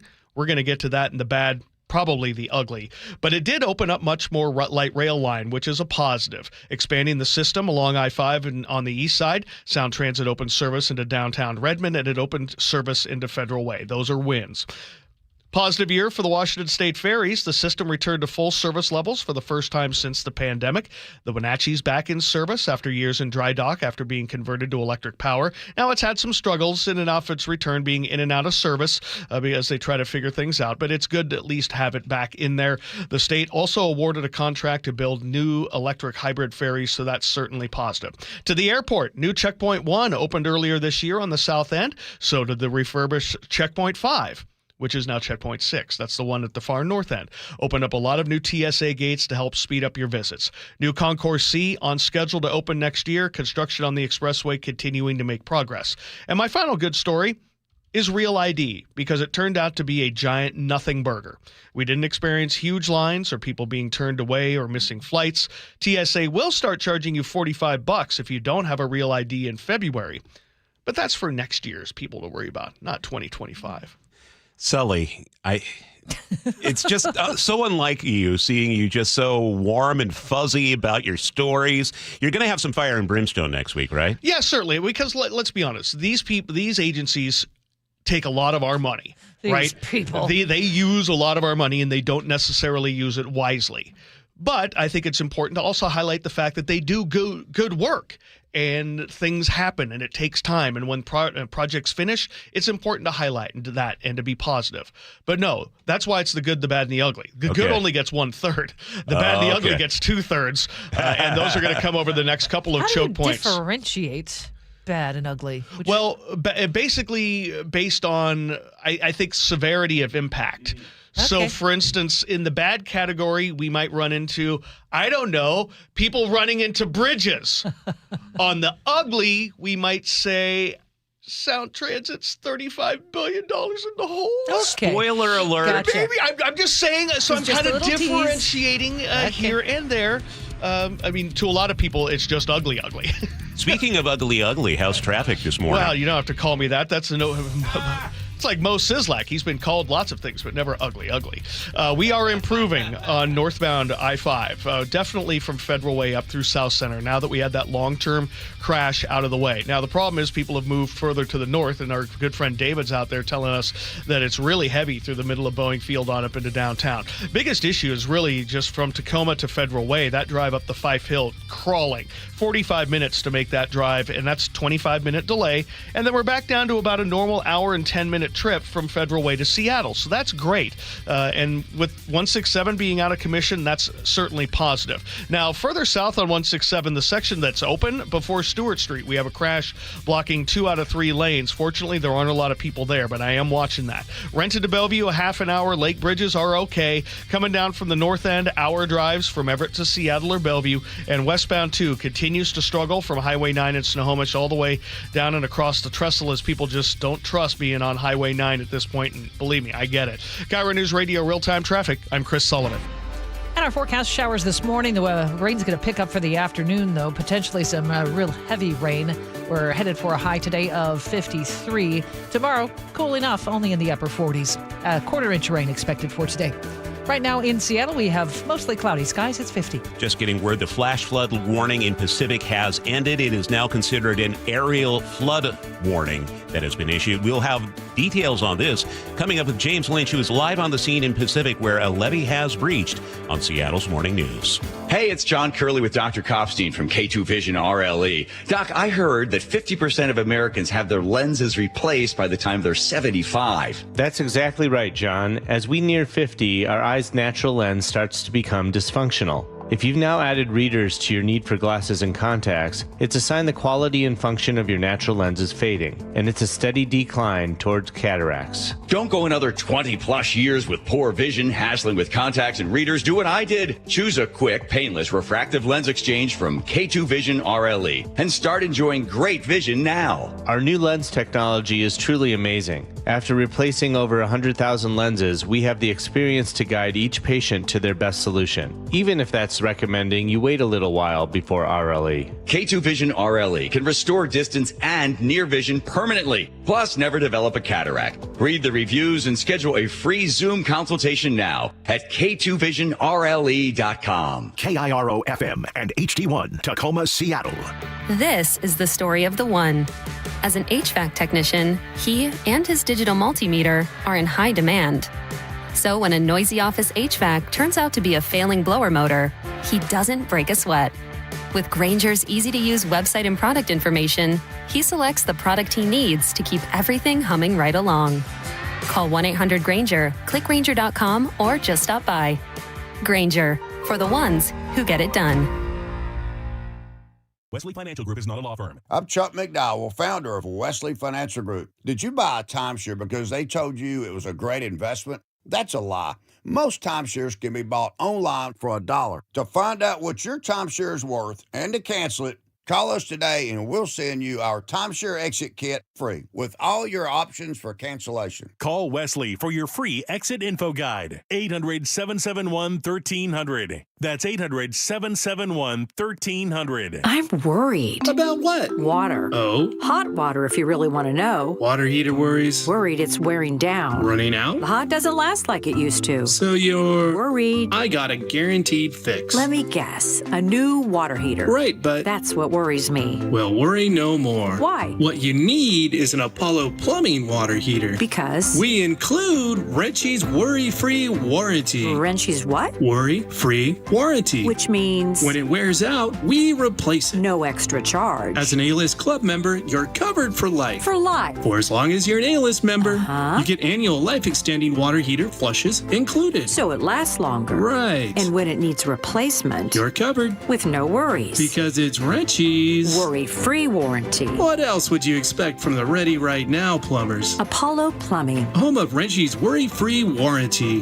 What about tankless ones? Worry-free too. Gotta love that Wrenchie. ApolloPlumbing.com. For over 50 years, Bucky's Complete Auto Repair has been the one locals trust for honest pricing, expert service, and guaranteed repairs. This dedication has earned them a Carfax Preferred designation.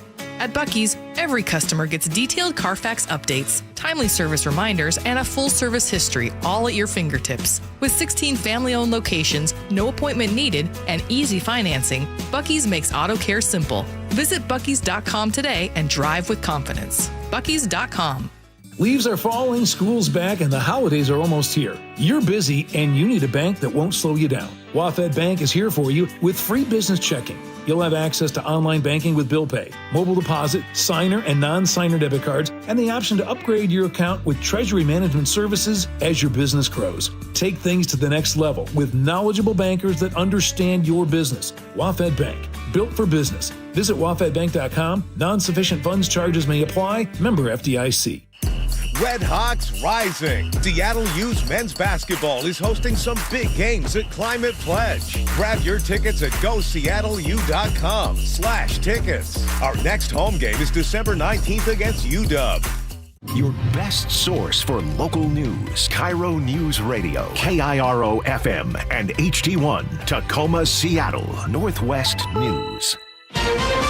This is CBS News on the Hour, sponsored by Progressive Insurance. I'm Steve Kathan. A fresh economic indicator, the government's jobs report, out this morning. CBS's Michael Wallace. The shutdown-delayed report for November shows the economy added 64,000 jobs after losing 105,000 in October. The job market is essentially flatlining here. This is within the context of 5 million people being hired a month, but we're not adding jobs. Bankrate analyst Mark Hamrick says the job market should improve as the economy absorbs President Trump's tariffs. CBS's Kelly O'Grady on the unemployment rate, which hit a 4-year high. So that ticked up to 4.6%. That's up from 4.4% in September. So now we've kind of gone a little bit beyond that healthy band. And from folks that I spoke to this morning, that's where the concern is. White House Chief of Staff Susie Wiles defends the Trump presidency, and in Vanity Fair magazine, she says Attorney General Pam Bondi has mismanaged the Jeffrey Epstein case. CBS News correspondent Jim Krasula. Wiles told the magazine she underestimated the scandal involving Jeffrey Epstein and sharply criticized Attorney General Pam Bondi's handling of the case. This morning, Wiles called the Vanity Fair story, quote, a framed hit piece on her and President Donald Trump. Hollywood mourns Rob Reiner and his wife. The couple's son is held in connection with their deaths. CBS's Jonathan Vigliotti is in L.A. We don't know the exact timeline, at least when we will have these charging documents. The LAPD has the case. They're going to hand it over to the district attorney's office. We do know that the district attorney has until tomorrow to formally file those charges. Those charging documents could contain some vital information that could shed light on that motive. The key question right now, what exactly led up to the killings? Authorities in Rhode Island are hoping new video images of a man that are being circulated will help find the person who shot and killed 2 students at Brown University over the weekend. CBS's Tom Hansen is in Providence. We have been watching as a steady stream of people have come up here to mourn, to grieve. They've offered their respects. They've dropped flowers here, just a really growing makeshift memorial, leaving signs that say our community will never be the same. Rest in peace, Ella and Muhammad. Ella and Muhammad, of course, are the 2 victims who succumbed to their wounds from the shooting over the weekend. Well, the government says sales at retailers and restaurants were unchanged in October from September. Consumers moderating their spending amid concern about higher prices. A big factor, a 1.6% drop in auto sales. Wall Street, right now the Dow Jones Industrial Average is down 146 points. This is CBS News. Sponsored by Progressive. See why over 43 million drivers trust Progressive to stay protected on the road. See for yourself at Progressive.com. Levee breach along the White River in Pacific. We'll have a live update after we check in with Sully at the traffic desk. With 167 out of commission in both directions, we are seeing heavy brake lights on the I-5 corridor, especially from Tacoma up through Federal Way. That drive alone is at 45 to 50 minutes now, 25 or 30 minutes behind schedule.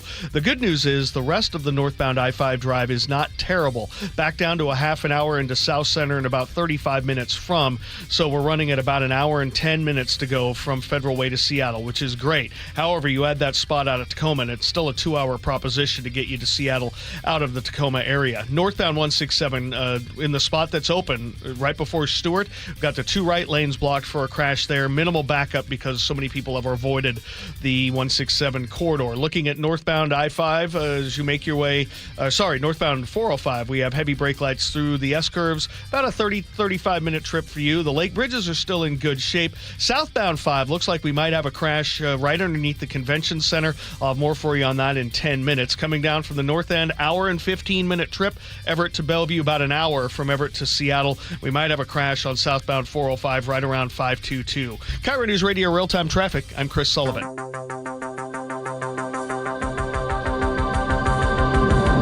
8:04 on the Tuesday, December 16th edition of Seattle's Morning News. I'm Charlie Harger with Manda Factor. We continue to bring you team coverage of the historic flooding that is devastating parts of western Washington. KIRO News Radio's James Lynch is in Pacific, where a flooded White River has caused a levee failure with evacuation notices being issued there. Meanwhile, our Luke Ducey is in Snohomish, where there are reports of the first fatality of the floods.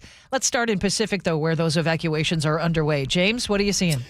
Manda, with daylight, emergency crews are getting their first look at the totality of the damage to the levee here on the White River. They say a tree fell on a HESCO barrier made out of huge sandbags. That sent the river flowing into the city of Pacific near Butte Road and 3rd Avenue Southeast. A 911 call reporting water in a home came in at about 1:20 this morning. Then a flash flood warning was issued, followed by a go-now evacuation order for 220 homes.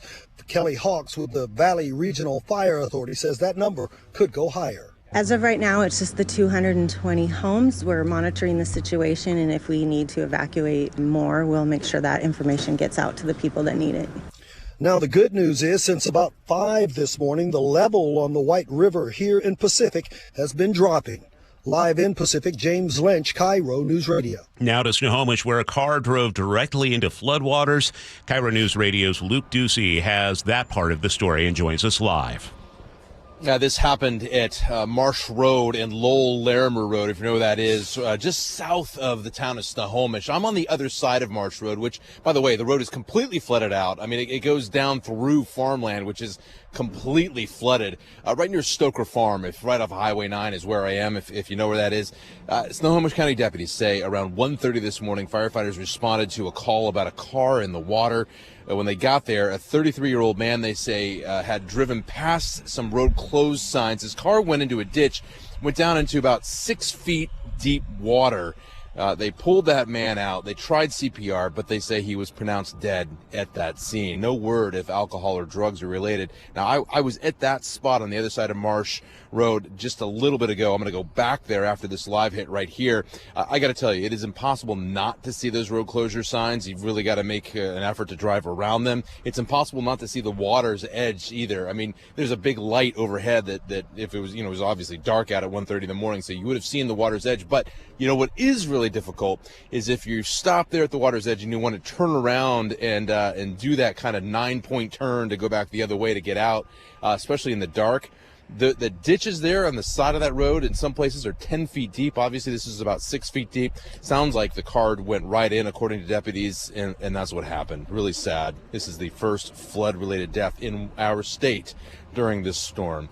Live near Snohomish, Luke Ducey, KIRO News Radio. In Auburn, miles of Highway 167 are still underwater, as we hear from KIRO 7 TV's Jake Chapman. It's not only forcing people out of their homes, but it's also impacting livelihoods. This is my moneymaker of my truck. That is why he and several of his co-workers decided to take action. We came in our waders, move their vehicles out of harm's way, and protect what they could. Me and my brother went back in with the river raft and disconnected all the batteries, took it to higher ground. Jacob Ruiz understands many others in the Evergreen State are going through much worse. A levee breach along the Green River yesterday afternoon led to a flash flood warning and evacuation orders for a time. This Auburn resident spoke to KIRO 7 TV. In the heat of the moment, you're just like, what do I need? What's most important?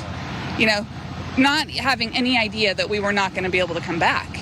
We're like, surely it's going to stop at some point. Crews were able to stop the flow of water at the breach site there in Tequila. Level 3 go-now evacuation orders do remain in effect for parts of northern Auburn. It's going to be some time before we see relief from this Green River flooding in Auburn.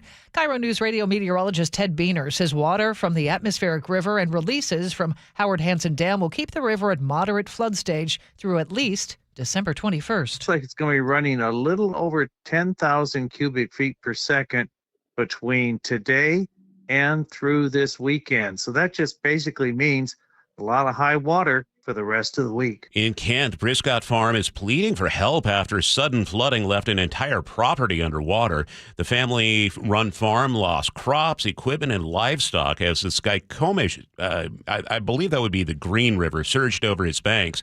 Owners tell KIRO 7 TV they helped rescue Petunia the pig from rising water at the farm. Come on, girl.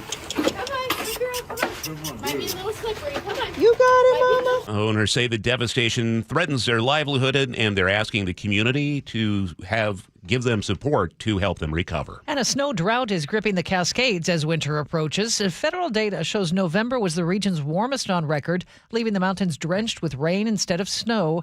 Dan McAvoy is a researcher with the Western Regional Climate Center. A lot of the Cascades in Oregon were less than 20% of average snowpack, and a little bit better in Washington, but still much below average. Across the West, snow cover is the lowest for early December since satellite records began in 2001.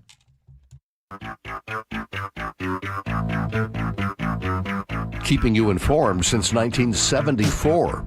This is the city's longest-running radio news show. Seattle's Morning News on KIRO News Radio. Well, it's 8:10 on a Tuesday morning. I was up bright and early. If you didn't hear me talking about this in the 6 a.m. hour, I live about a mile away from where the evacuation zone is in Pacific, up on a hill, and woke up to hearing helicopters. I go, never good. That cannot be good. This is the middle of the night, so I jumped out of bed. I got down to the scene in Pacific. People were out there in their PJs just wondering what the heck was going on.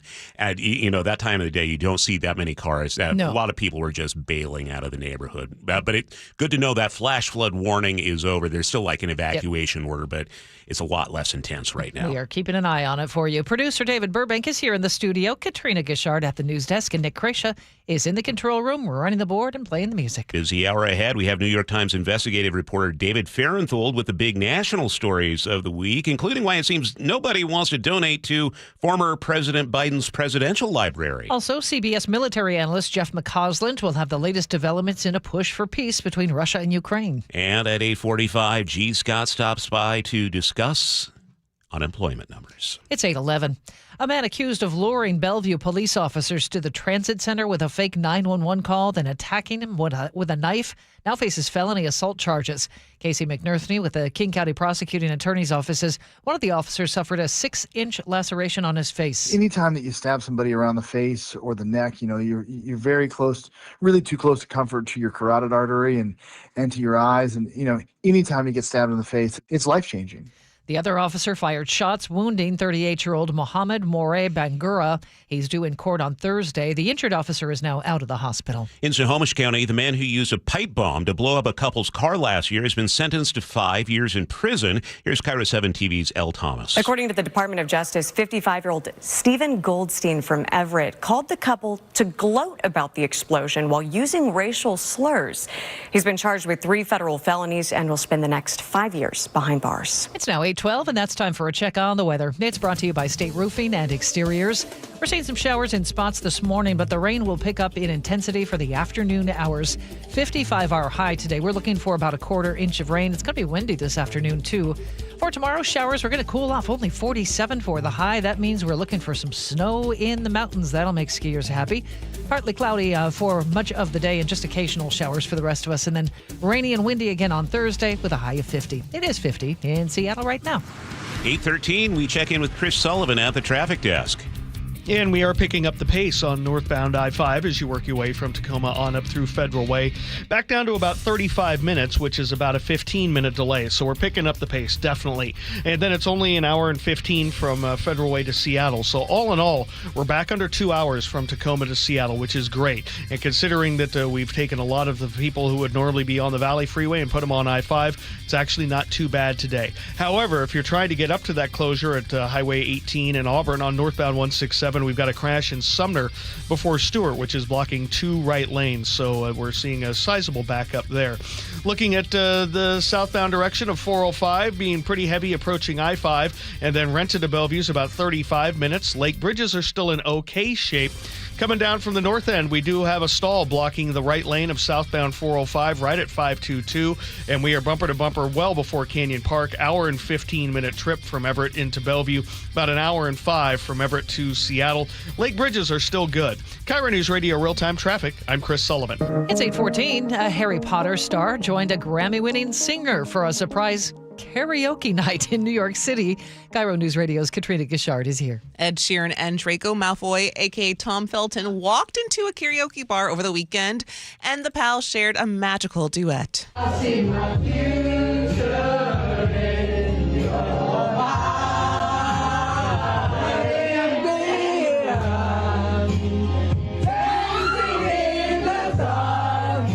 The moment happened shortly after Sheeran's headlining performance at the Z100 Jingle Ball at Madison Square Garden, and Felton is currently reprising the role of Draco in Harry Potter and the Cursed Child on Broadway. Did Ed drink heavily after the show at the garden, or He was what? holding These are a tall professionals? glass of beer. Yeah. That didn't sound so great.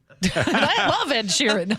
And people always get upset when I say my Harry Potter thing, so I won't say it this time.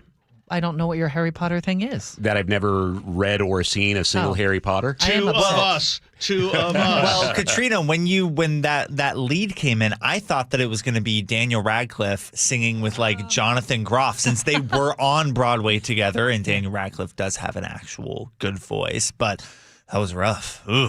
Well, give the people what they want. Everybody's a critic. It's 8:15. Hear it live, stream it online, watch the show, or catch the podcast anytime. Seattle's Morning News, wherever you are. Every Tuesday morning, we call up New York Times investigative reporter David Farenthold to talk about some of the big national stories of the week. As always, lots to talk about, David. Let's start with the healthcare legislation being voted on this week. What is in it and what is not? Well, this is the Republicans' effort to try to placate some of the concerns about Obamacare subsidies going up. There is a sort of narrow Republican proposal here, but there's not anything that would either get rid of Obamacare like Trump wants or really replace the subsidies that are going away. So I don't think this is going to pass, but even if it did, it wouldn't solve the underlying problem. So is there any chance of another government shutdown? I know we're approaching a deadline soon.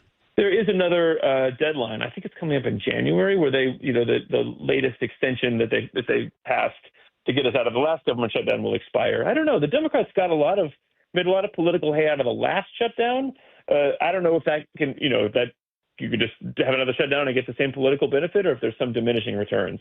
So I don't hear a lot of talk about there being another one, but there's something to say there wouldn't be.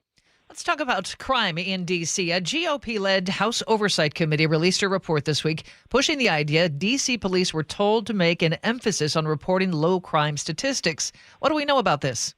Well, that's been something that Trump has been really into lately. The idea that he thought that D.C. was in a terrible situation with crime. The statistics showed that crime was actually getting better in D.C. and that the reason must be that they're fudging the numbers.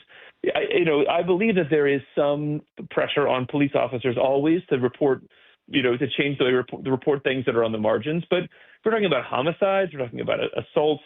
Those are things that are hard to cover up and hard to not file. So the D.C. police, I covered them for a long time. They have their problems, but I don't think they were engaged in any sort of mass effort to cover up a crime wave. The opposite. Having a lot of crime means people want more police. So I don't think you see the rank-and-file policemen with any major effort to cover up a crime wave. With the National Guard still on the ground in Washington, D.C., are you seeing a downward trend in terms of crime there, just anecdotally at least? Well, the you have to remember where the National Guard mainly are. They're in the transit stations. They're in the subway stations. They're downtown.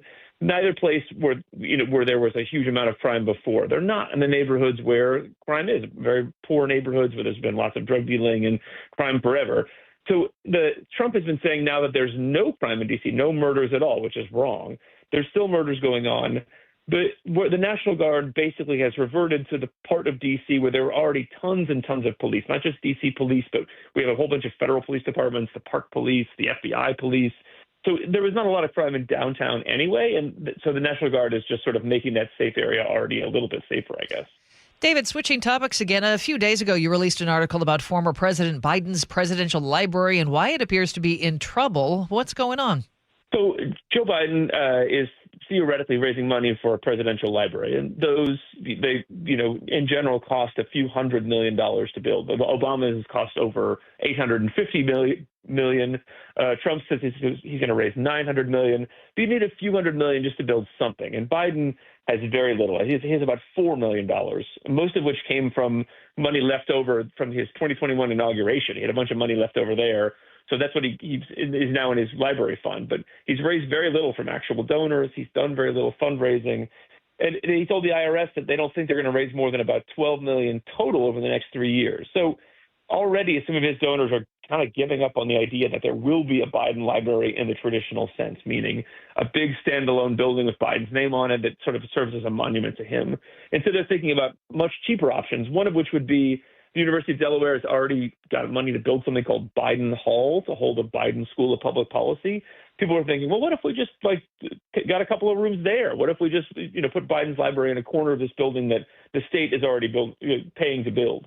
But that's a pretty sad state of affairs, but it fits with where Biden is now. You cover a lot of these. Why do you think there's such a lackluster response to the Biden library?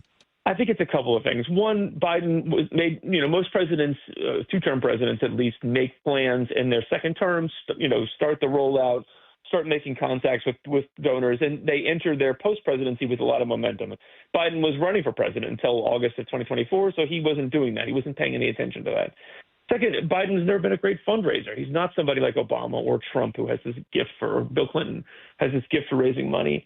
And the third thing I think is a lot of donors are embittered by Biden. They feel like Biden acted selfishly in trying to run again in 2024 when he was not in shape to do it, that he put the party in a bad position and in some ways blame him for Trump. And so what they've told us is, look, if I have money to give to help a Democratic cause, I'm going to give it to candidates who are going to run against Trump and Republican candidates now. I'm not giving it to Joe Biden to build a monument to this term that I think was a failure. David, always a pleasure chatting on Tuesdays. Thank you. New York Times investigative reporter David Farenthold. Thank you. CBS News correspondent Jim Krasula reports there's no insight from Susie Wiles, President Trump's chief of staff. And maybe that means new insight. Wiles told the magazine she underestimated the scandal involving Jeffrey Epstein and sharply criticized Attorney General Pam Bondi's handling of the case. This morning, Wiles called the Vanity Fair story, quote, a framed hit piece on her and President Donald Trump. That certainly seems like new insight. I think so. Well, President Trump has filed a $10 billion defamation lawsuit against the BBC. We get more on this from CBS News correspondent Michael Wallace. The president claims a BBC documentary intentionally and maliciously spliced together two clips of the speech he delivered just before the Capitol riot on January 6th, 2021. They had me saying things that I never said coming out. I guess they used AI or something. Trump's lawyers argue the two clips in question were 55 minutes apart, and the BBC omitted Trump's statement calling for peace that day. Talking about patriotism and all of the good things that I said, they didn't say that. The BBC says it will defend itself against the lawsuit. Michael Wallace, CBS News. The delayed government jobs report has been released. 105,000 jobs were lost in October as federal workers departed after cutbacks by the Trump administration. And November, they added 64,000 jobs. Here's CBS's Jill Schlesinger. Overall, the jobs report shows that we have a labor market that is definitely slowing down. But is it slowing down enough to spur the Federal Reserve to cut interest rates again in January? Well, that remains to be seen. The Fed is still watching for inflation that could be bubbling up in the economy due to tariffs.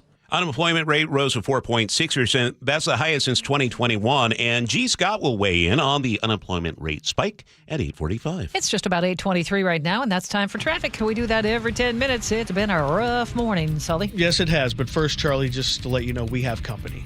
Yeah? Nene has never seen any of the Harry Potter. So You is our guys are friend. missing out. It was delightful. My friend Chuck texted me. Yeah. Never seen it. So there you go. I'm sure it's good.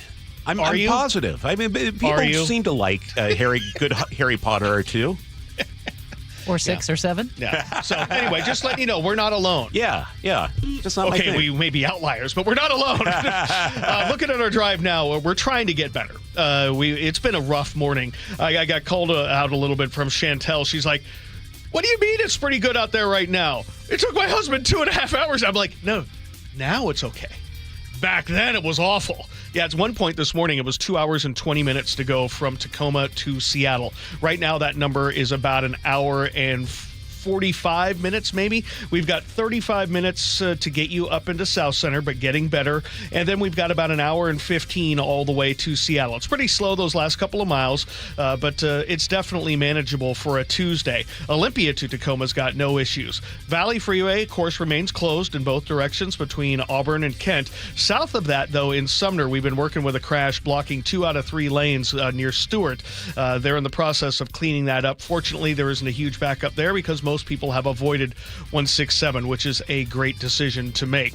The Renton to Bellevue Drive, about 33 minutes. Lake Bridges starting to see some westbound slowing approaching I-5. The drives out of the north end, we're looking at about an hour and 20 minutes from Everett to Bellevue. That's because of an earlier stall we had near 522. That moved out of the way over the last 10 minutes.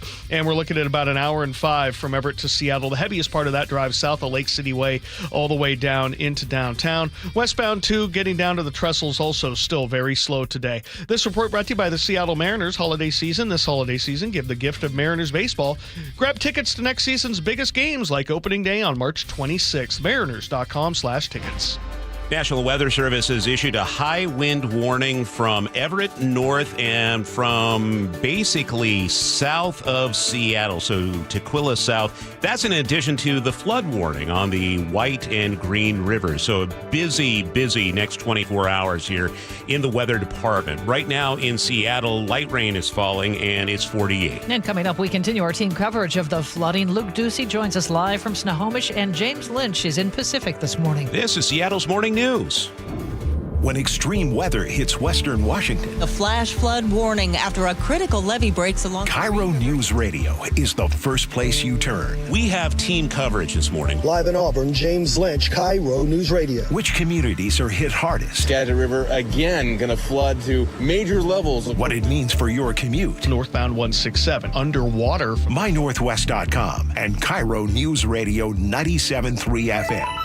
And the KIRO Newsradio app. Guys, if you're worn down, putting on weight, dealing with low T symptoms, or ED, something's off. Ignoring symptoms doesn't fix the real issue. For a limited time, Revive Men's Health Washington is offering free full diagnostic panels. A $400 value. It checks testosterone, blood sugar, cholesterol, kidney, liver, thyroid, and heart health. The key areas that reveal what's driving low T, ED, and more. Plus, qualified patients get up to 25% off select treatments now through year end. This gives you a clear answer on what's off and the steps to improve it. Over 120,000 patients have trusted Revive since 2011 because the results are real. Claim your free full diagnostic panel today. Call 206-529-1111. That's 206-529-1111. Or visit ReviveMen'sHealth.com.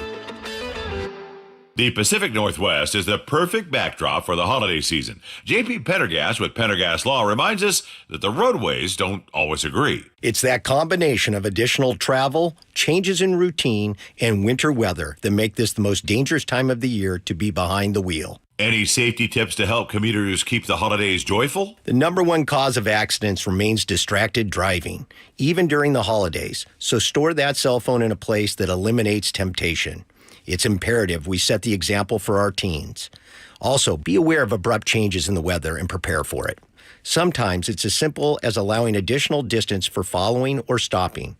Lastly, make sure your vehicle is properly maintained for winter. That includes four-wheel drive and chains when required at the pass. Please follow these safety precautions from my good friends at Pendergast Law and keep you and your neighbors safe this holiday season. Happy holidays from all of us at Pendergast Law. That's PendergastLaw.com. I got to tell you something, Nick. I have really noticed a difference in your energy level since you started going to the Longevity Medical Clinic. And you know why? Why? Because they actually balanced my hormone levels. And when they do that, the largest change I noticed was that now I could sleep. And then not only get more sleep, to just get more energy, right? Right. So that all of a sudden that resulted in me, I started running again and doing all these things that I felt so fatigued throughout the day that I couldn't do anymore. Okay, so at this point, do you want to apologize to me? Because I was always saying to you, every time you say, I don't sleep, I don't feel well, I feel kind of off, I go, well, you need to get in touch with Longevity Medical Clinic. And you're always like, blah, blah, blah, blah, blah, blah.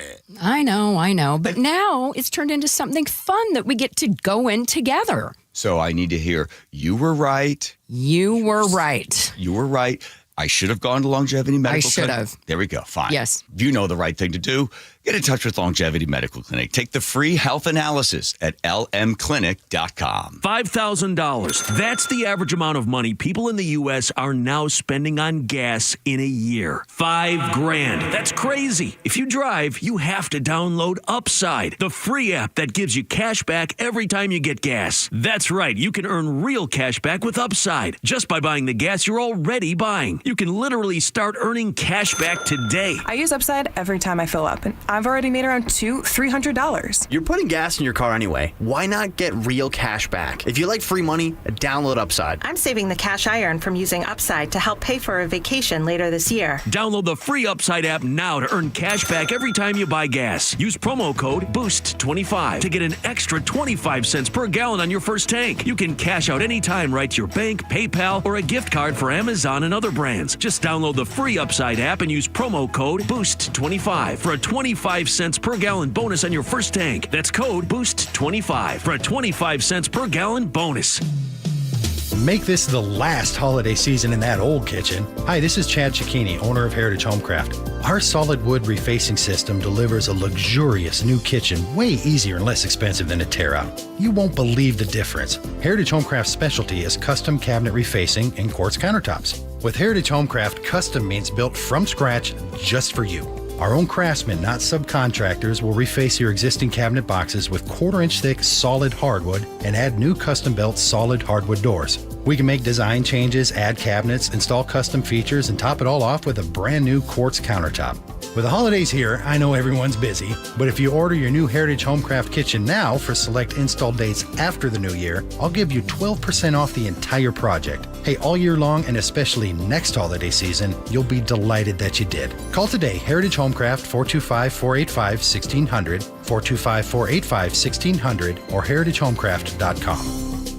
For over 50 years, Bucky's Complete Auto Repair has been the one locals trust for fast, friendly service with guaranteed repairs. With 16 family-owned locations and a Carfax preferred badge, Bucky's makes it easy with same-day service and available financing. Visit buckys.com. Now, the latest from KIRO Newsradio and MyNorthwest.com. Live from East Lake Avenue. You're listening to Charlie Harger and Manda Factor, Seattle's morning news. Good morning. It is 8:31. We continue to bring you team coverage of the historic flooding devastating parts of western Washington. KIRO News Radio's James Lynch is in Pacific, where a flooded White River led to evacuations this morning. And our Luke Ducey is in Snohomish, where there are reports of the first fatality of the floods. Luke's going to join us coming up shortly. Let's begin in Pacific, where evacuations were underway for much of the morning. James, what are you seeing now? Charlie, about 220 families here in Pacific were subjected to the Go Now evacuation order early this morning, most of them living near Butte Road and 3rd Avenue Southeast. That is where the levee breach happened. We are told with the ground near the river so saturated, a tree fell on a HESCO barrier made out of huge sandbags. They are used to shore up the levee and to protect the city from flooding on the White River. Those forced to leave their homes took refuge at the Pacific Senior Center. One man tells me he hasn't seen the river this high since 2009 and has never been forced to leave his home. Well, we've never been alerted to evacuate before. The flood that we had here in 2009, it came across the street and filled the park up and all that, but then didn't have the sandbags there either. and there was no warning to evacuate that time. Now, right now, crews are on the river assessing the damage and putting together a plan to make repairs as soon as possible. Live in Pacific, James Lynch, KIRO News Radio. I want to take you to Snohomish now, where someone drove their car right into the floodwaters. KIRO News Radio's Luke Ducey joins us live with the latest. Or maybe not. Okay. Luke, do you hear us? Hey, good morning, everyone. So I'm here at Marsh Road. Yeah, I can. Can you hear me? Can you hear me? We've got you. Okay, great. So I'll continue. I'm here at Marsh Road and Lowell Larimer Road, if you know where that is, not too far from Highway 9. Everywhere I look, let me just set the scene, it's just water everywhere, farmland. And now this area where this road is closed, Marsh Road, that goes through that farmland, it has police tape up now. There was no police tape here earlier this morning, and the story has become perhaps even more tragic, and I'll get to that in just a second of why. But let me just give you the nuts and bolts here. About 1:30 this morning, firefighters say they responded to a call about a car in the water on Marsh Road. Snohomish County deputies say a 33-year-old man drove past the road, closed signs. His car went into a ditch, into about 6 feet deep of water. They pulled him out, tried CPR, but say that he was pronounced dead here at the scene. No word of any alcohol or any drugs involved in the investigation. That's according to deputies. Now, I want you to hear this. I just talked with a neighbor who lives closest to the scene. He didn't see what happened early this morning, but he did tell me what happened last night before the accident. Listen to this. Probably like around 8 or 7, there was a truck with like young men in it just driving through here, playing around. You know, they knocked down the signs, and that was all I saw early night last night. Maybe that's what happened. Maybe they didn't see the signs or anything, but yeah, all these signs were taken down last night, or by last night they were all down. As I was going to say, it's impossible not to see these road closure signs on Marsh Road, but could it be, and I'm sure this is part of the investigation, that these signs weren't here? And if you've got a car that's traveling through here on a pretty quick clip at 1:30 in the morning, maybe they went right into the water. Those are questions that we all have, and we want to get to the bottom to as well. I'm sure investigators do as well, but that's what we have so far here in Snohomish, or near Snohomish, where we're live this morning. Luke Ducey, KIRO News Radio. My goodness. Okay. Thank you, Luke. Let's check in with Sully now for traffic.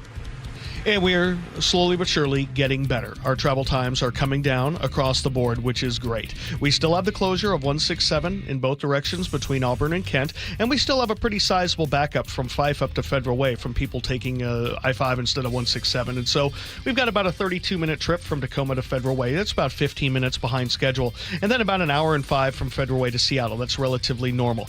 We are cleaning up the crash on northbound 167 at Stewart Street. This is south of the closure area coming out of Sumner. Had been blocking 2 out of 3 lanes. Looks like just the far right lane is blocked now. Renton to Bellevue is manageable at about 32 minutes. Out of the north end, we're back under an hour from Everett to Seattle, which is great. The heaviest part of that drive is south of 85th down across the Ship Canal Bridge. 405, though, still about an hour and 15 minutes because of brake lights through Canyon Park and through Totem Lake. Lake bridges, though, are in good shape. KIRO News Radio Real-Time Traffic. I'm Chris Sullivan. And our forecast, showers this morning, but some pretty heavy rainfall is moving in for the afternoon hours. About a 1/4 inch of rain expected for today. It's going to be windy late as well. 55 today. We'll only hit 47 tomorrow, and it's going to be cold enough finally to get some snow in the mountains. Showers for the rest of us, and then the rain will pick up in intensity again on Thursday with a high of 50. Right now it is 50 in Seattle. Seattle's morning news on KIRO News Radio. To word of a potential peace deal between Ukraine and Russia, this is something that the president has promised since the day he took office in January. Then last month, that peace took a step closer with the U.S.-led 28-point peace plan. But Ukraine is making it clear what they need in a deal, paving the way for a possible agreement. All right, let's bring in CBS military analyst Jeff McCausland. Jeff, what is this security guarantee that Ukraine and the U.S. have been debating? Well, they've been debating as whether or not to provide, if you will, Ukraine a security guarantee like NATO.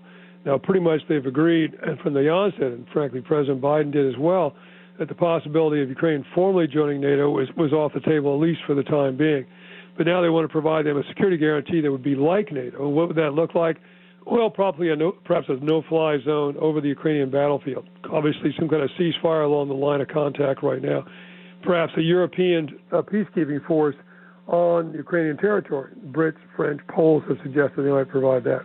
The United States might be directly involved in terms of that no-fly zone, as well as monitoring the particular agreement to ensure it was not violated by either side.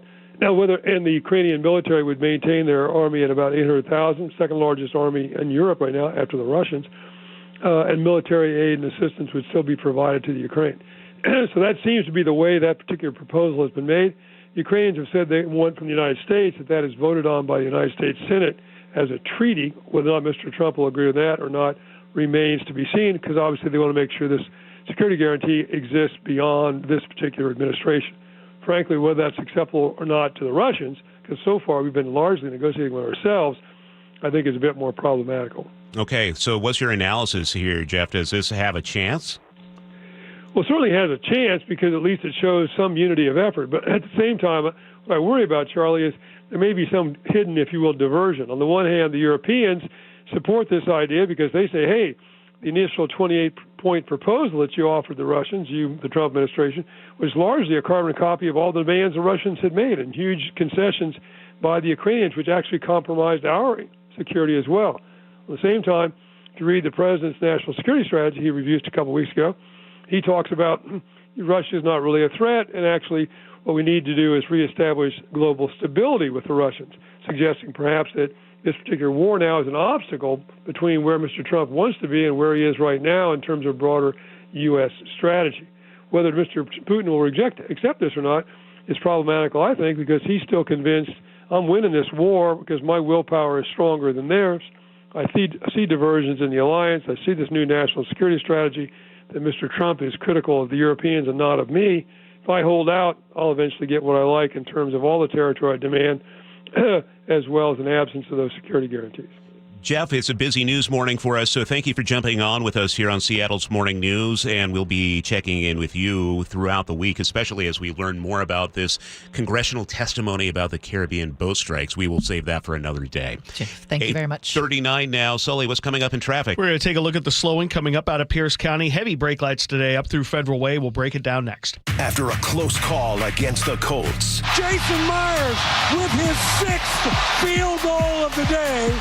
Never doubt, right? Talking about picking each other up, just being there when we need them. The Hawks gear up for the biggest game of the season. The game that will likely determine who wins the division. Holy catfish! Seahawks, Rams, Thursday night at Lumen Field. Kickoff at 5:15. This should be fun. On KIRO Newsradio, 97.3 FM.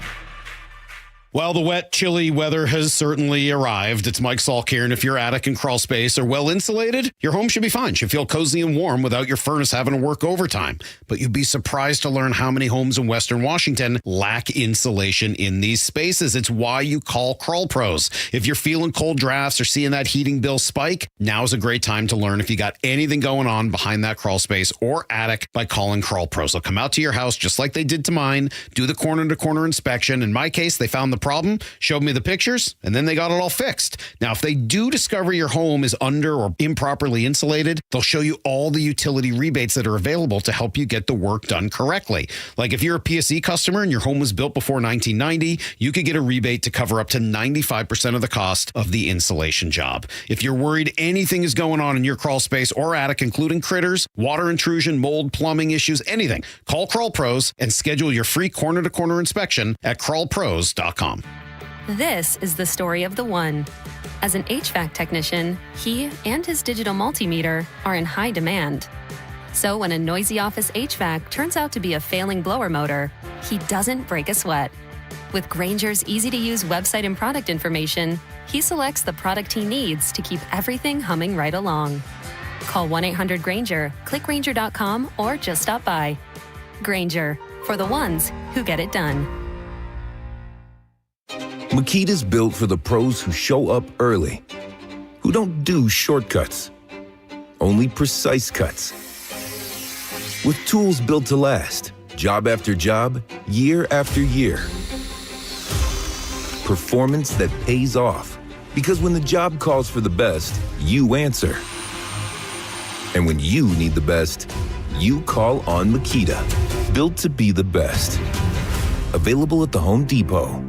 Hey, can you blow up some balloons for Jack's party? I can't. I'm so congested. You need Sinex Saline from Vicks. Sinex Saline Nasal Spray? Yeah, just Sinex. Breathe. Sinex saline instantly clears everyday congestion associated with colds and year-round allergies with a gentle, ultra-fine mist that's no mess and easy to control. Daddy, we need more balloons. On it! Enjoy life's important moments without congestion. Try Sinex saline from Vicks. Just Sinex. Breathe. Use as directed. As a mom, comforting my family is what I do best. Vicks Vapor Stick provides soothing, non-medicated Vicks vapors in an easy-to-apply stick, and it dries fast, so there's no mess. I use it to comfort myself and my family. Thanks, Mom. Vicks Vapo Stick, soothing comfort for the whole family. And try Vicks Vapo Shower Max for steamy Vicks vapors when you need more comfort for yourself. Use as directed. 8:43, Chris Sullivan is watching traffic. And for a Tuesday with a major highway out of commission, right now we're not doing too badly. So that's great. I'm hoping that it's going to be this way, maybe as we get a little closer to the holiday, fewer and fewer people each day. But this morning it was a struggle. I mean, we had a 2.5-hour drive from Tacoma to Seattle. Right now it's well below that, which is great. The heaviest spot, definitely from Fife up to 18, continuing past 320th. It's going to take you about 30 minutes from Tacoma to Federal Way, and then about an hour and 5 from Federal Way to Seattle. That's a lot better than where it was earlier. Looks like we have cleared one lane of northbound 167 a little close south of the closure zone at Stewart. Right lane is blocks for this crash. Not a big backup behind it because most people have avoided 167 itself. And then Federal Way, rented to Bellevue is running about 30 minutes. That's pretty good. Lake Bridges, westbound slowing about right as you get across the water towards I-5 on either one. So give yourself about 26, 27 minutes to break the drive there. Out of the north end, we're under an hour, probably closer to 55 from Everett to Seattle. About an hour and 5, hour and 10 still from 405. It's heavy through Canyon Park and continues down through Totem Lake today. Westbound 2 continues to struggle as you work your way over to the east end of the trestle. Not too bad through the valley today on southbound 9. We do have the left lane blocked south of Marsh Road, where our Luke Ducey's up reporting on that fatality earlier this morning, but it's not too bad driving. It's just a little bit of braking. After that, it's pretty clean the rest of the way on down. This report brought to you by the Emerald Queen Casino, the ultimate tribute to rock. Hairball comes to the Emerald Queen Casino April 2nd. Tickets at emeraldqueen.com. Hairball, April 2nd, only at the Emerald Queen Casino, the entertainment capital of the Northwest. We're going to see increasing rain. It could be pretty heavy at times for the afternoon hours. 55-hour high. The wind is going to kick up this afternoon as well. About a quarter of an inch of rain expected. Tomorrow, just isolated showers, but much cooler. That'll mean snow in the mountains. 47 tomorrow. And then another very active day on Thursday. Rainy, windy, and a high of 50. It's cloudy and 50 in Seattle right now. We've been so busy with all the breaking news this morning, we haven't talked about the great news for UW men's soccer. The Huskies won the NCAA College Cup National Championship. Katrina is here with the story. Harrison Broto scored the final goal for the Huskies in the second minute of overtime. Kosakov through, and the other end! Washington's wait is over! For the first time in program history, the Huskies are national champions! But the Huskies had to hold their breath after erupting in celebration because the goal was reviewed for a potential offside call. However, it was approved. The Huskies erupted for a second time. They won 3-2 over North Carolina State. All right, go Dogs. Appreciate it, Katrina. 8:46 now, and G. Scott stops by next. He's taking a look at the latest unemployment numbers. What does he think? That's on the way on Seattle's Morning News. I'm worried. About what? Water. Oh? Hot water, if you really want to know. Water heater worries? Worried it's wearing down. Running out? The hot doesn't last like it used to. So you're... worried. I got a guaranteed fix. Let me guess. A new water heater. Right, but... that's what worries me. Well, worry no more. Why? What you need is an Apollo Plumbing water heater. Because? We include Wrenchie's worry-free warranty. Wrenchie's what? Worry-free warranty. Which means? When it wears out, we replace it. No extra charge. As an A-List Club member, you're covered for life. For life? For as long as you're an A-List member, you get annual life-extending water heater flushes included. So it lasts longer. Right. And when it needs replacement, you're covered. With no worries. Because it's Wrenchie's worry-free warranty. What else would you expect from the Ready Right Now plumbers? Apollo Plumbing. Home of Wrenchie's days worry-free warranty. What about tankless ones? Worry-free too. Gotta love that wrench sheet. ApolloPlumbing.com. So, what are you reading? I'm checking out the ratings on the new TVs, and it looks like Samsung, LG, and Sony got the best scores. Just like last year. What about those new high dynamic range TVs? They got the highest scores of all, but their prices are really high. Did you check online? Yeah, their prices were about the same. Well, there's one place where we can get a hot deal on those top-rated models. Where? At Video Only. Check out the ratings on TV stores. I see. Video Only scored better than the others. So, if you want the best deal on the best TVs, then we should take our TV ratings and head over to top-rated Video Only. At Video Only, you won't find huge stores with refrigerators or microwaves, but you will find the best deals on top-rated TVs, soundbars, and monitors. Shop around. Just make sure you visit Video Only, because if you don't, you'll be sorry. In South Center, Bellevue, Linwood, Federal Way, and Tacoma, Video Only. This is Chris Davis with the Davis Law Group. Did you know that a pedestrian does not have to be crossing the street on a marked crosswalk to have a successful legal claim against the driver? Pedestrians can even be partially at fault for a collision and still have a valuable claim. Call us today for a free consultation or get my free book on pedestrian accident law at WashingtonAccidentBooks.com. That's Davis Law Group, better service and even better results.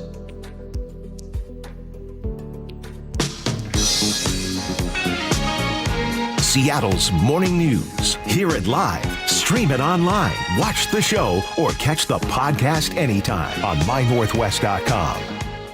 It's 8:49, and joining us from the G and Ursula show coming up 9 to noon here on KIRO News Radio and the Reset podcast on mynorthwest.com. Hey, here he is, G. Scott. Good morning, everybody. I got good news and bad news. I always know that Manda likes the good news first. Is the U.S. economy just added 64,000 jobs in November. That was above expectations, and man, everybody is happy.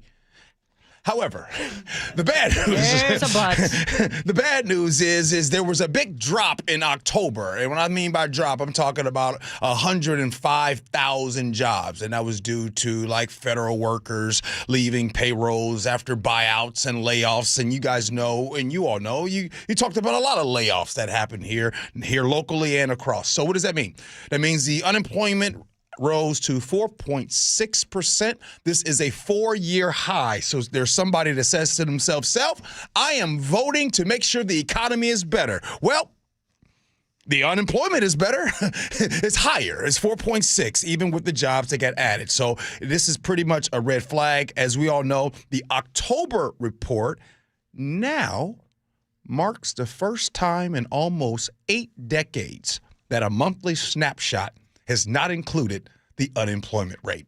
So, yeah, things are kind of different, but hey, everybody's doing the best they can. We got 16 days until the end of the year. 2026 is coming up, and I'm sure 2026, is looking better. Sure. You sound so convinced. And by the way, are you looking forward to 2026, or you can't wait to get out of 2025? Which one is it? I cannot wait for 2026 because I need out of 25. Yeah. On a scale of 1 to 10, 10 being the highest, how was 2025? By the way, if you're listening, go ahead. You can text in as well. How was 2025? Scale of 1 to 10. Personally, or just watching the world around me. Because this was a great year. Personally, I've loved this year personally. But I see a lot of people struggling, and that bothers me. And I've seen a lot of people struggling for the past couple of years. It does not seem like we're able to get a handle on inflation, the economy, and we get these promises that things are going to improve, and I ain't seeing it. I feel like I've been saying since 2020, next year's going to be better. Next year's going to be better. Next year's going to be better. Got through COVID, and it just... What about you, G? How would you rate this year? 10. Good for you. Absolute 10. All the way around. And that has to do with me. I think that you get to work with me every day. Well, I thought that was maybe why you had such a good year, because I started working with you. Your boy is turning 50 in April.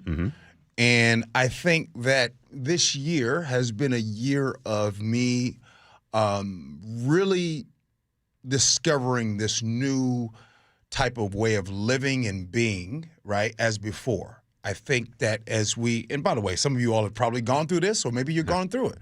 You, as an adult, were living, maybe you were you're always your parent, but then your kids are young, and then you're doing these things, and then they get to this age, and there's always kind of this change, right? Mm-hmm. And so things that you used to love doing maybe in your 20s and 30s, maybe you don't love doing those things as you get older. So then you find yourself in this like weird situation like, hey, well, what do I love doing now? And I think the reason why I call this year and give this year 10 is because I've truly discovered things that I really love doing. So I think I give it a 10. Yeah. But yes, Charlie, you're right. There are people that are struggling. The problem is if you guys want to really be honest about that, not enough people care about people really struggling in this country, right? I think it's a lot of performative actions. For an example, here's probably one of the most performative things that I think that happens in this country every year around Thanksgiving is when people stand around and give people frozen turkeys. That is the most performative thing in the world, and I apologize if you do that, and I'm just sorry, right? I would rather people just give them a $25 gift card to go inside to buy themselves something instead of giving out, hey, stand in line, get this frozen turkey. And somebody's like, yeah, I ain't got a place to live or a stove, but thank you for the turkey. Gee, Scott. Yes, sir. It's actually 8:53. We are late for traffic. I think we could continue this. Why don't we hang out with you on your show for 3 hours? Can we do that? I think that's a no. Manda. But you may be excused. Thank you for stopping by. You should have heard the way he kicked me out yesterday. Was it rude? It was personal. Yeah. He don't kick me out like you kick me out. Gee, you may be excused now. Thank you. Have a good show. Exactly how I said it yesterday, too. Thanks for stopping by. We love it when you come in. Stopping by with Sully now at the traffic desk. And we are definitely improving across the board. Our travel times are not as bad as they could be, and they're much better than where we were yesterday at this time, even with the full closure of 167 between Auburn and Kent. We have things thinning out between Tacoma and Federal Way, back down to about 32 minutes, which is behind schedule, but it's getting better. And then it's not too bad of a drive from Federal Way to Seattle, about an hour. Rented to Bellevue is running at 32 minutes, so that's pretty good. Coming down from the north end, we're well under an hour from Everett to Seattle or Bellevue. 50 minutes, probably, Everett to Bellevue, 45 Everett to Seattle, so that's great. Across the lake, 25 minutes, that's all you need. The one crash that's active on the board is on northbound 167 before the closure zone, coming out of Sumner at Stewart. The right lane is blocked. Fortunately, not a lot of people there because they were avoiding 167 in general. KIRO Newsradio Real-Time Traffic, I'm Chris Sullivan. Seen some showers in spots this morning. The rain is really going to pick up, though, for the afternoon. We're looking for the potential of some heavy rainfall. A high today of 55. It'll be windy late today as well. Right now in Seattle, mostly cloudy skies. It's 50. Our flood coverage continues with the G and Ursula show. They want to know how things are where you are. Text the show at 888-973-5476. Again, that's 888-973-5476 on KIRO News Radio. Hey there, Dawn Riley with Olympic Hot Tub. This holiday, treat yourself to the best present of all, a hot tub from Olympic. Through Christmas Eve, our Santa Loves a Smart Tub event will save you up to $4,800 on your new tub and include an amazing smart top for free. This awesome hardcover handles Northwest weather, locks in heat, and looks fantastic. Santa loves a smart top, and so will you. It's the perfect gift to put under the tree. Details at olympichottub.com. Better you, better life. KIRO FM and HD1, Tacoma, Seattle. Well, I'm here with my good buddy, Dr. Dan Nelson from Eastside Pain and Regenerative Medicine. And you've heard from Dr. Dan's patients over the years how a simple stem cell procedure has successfully conquered their pain. Well, folks, now it's my turn. After years of dealing with knee pain from all the football abuse, I can say my knee pain now is almost 100% gone. How'd you do it, Dr. Dan? Well, Brock, personally, I'm very happy that you did so well. And your story is like so many of our other patients who come in, former athletes and non-athletes as well, who have come in with chronic knee pain, and they are looking for alternatives besides knee replacement surgery. And we're happy to provide this service. It's been truly a game changer for so many folks. It's just been a pleasure to be part of this. Consider Dr. Nelson, the only doctor with over 30 years of experience in pain medicine techniques, including stem cell therapy. I was in and out with a couple of follow-ups. It's a non-surgical solution to pain using your own stem cells. Consider stem cell therapy with Dr. Daniel Nelson, MD at 425-823-4000 or visit DanielNelsonMD.com. That's DanielNelsonMD.com. Storm damage can hit your home hard. Your roof, siding, windows, and even your deck. That's why we're here 24/7 to respond when you need us most. Justin Shirley, CEO of State Roofing and Exteriors here. From emergency repairs to complete replacements, State Roofing and Exteriors has the team, the skills, and the experience to protect your home after the storm. Call 866-ROOF-ROOF or visit stateroofing.com today.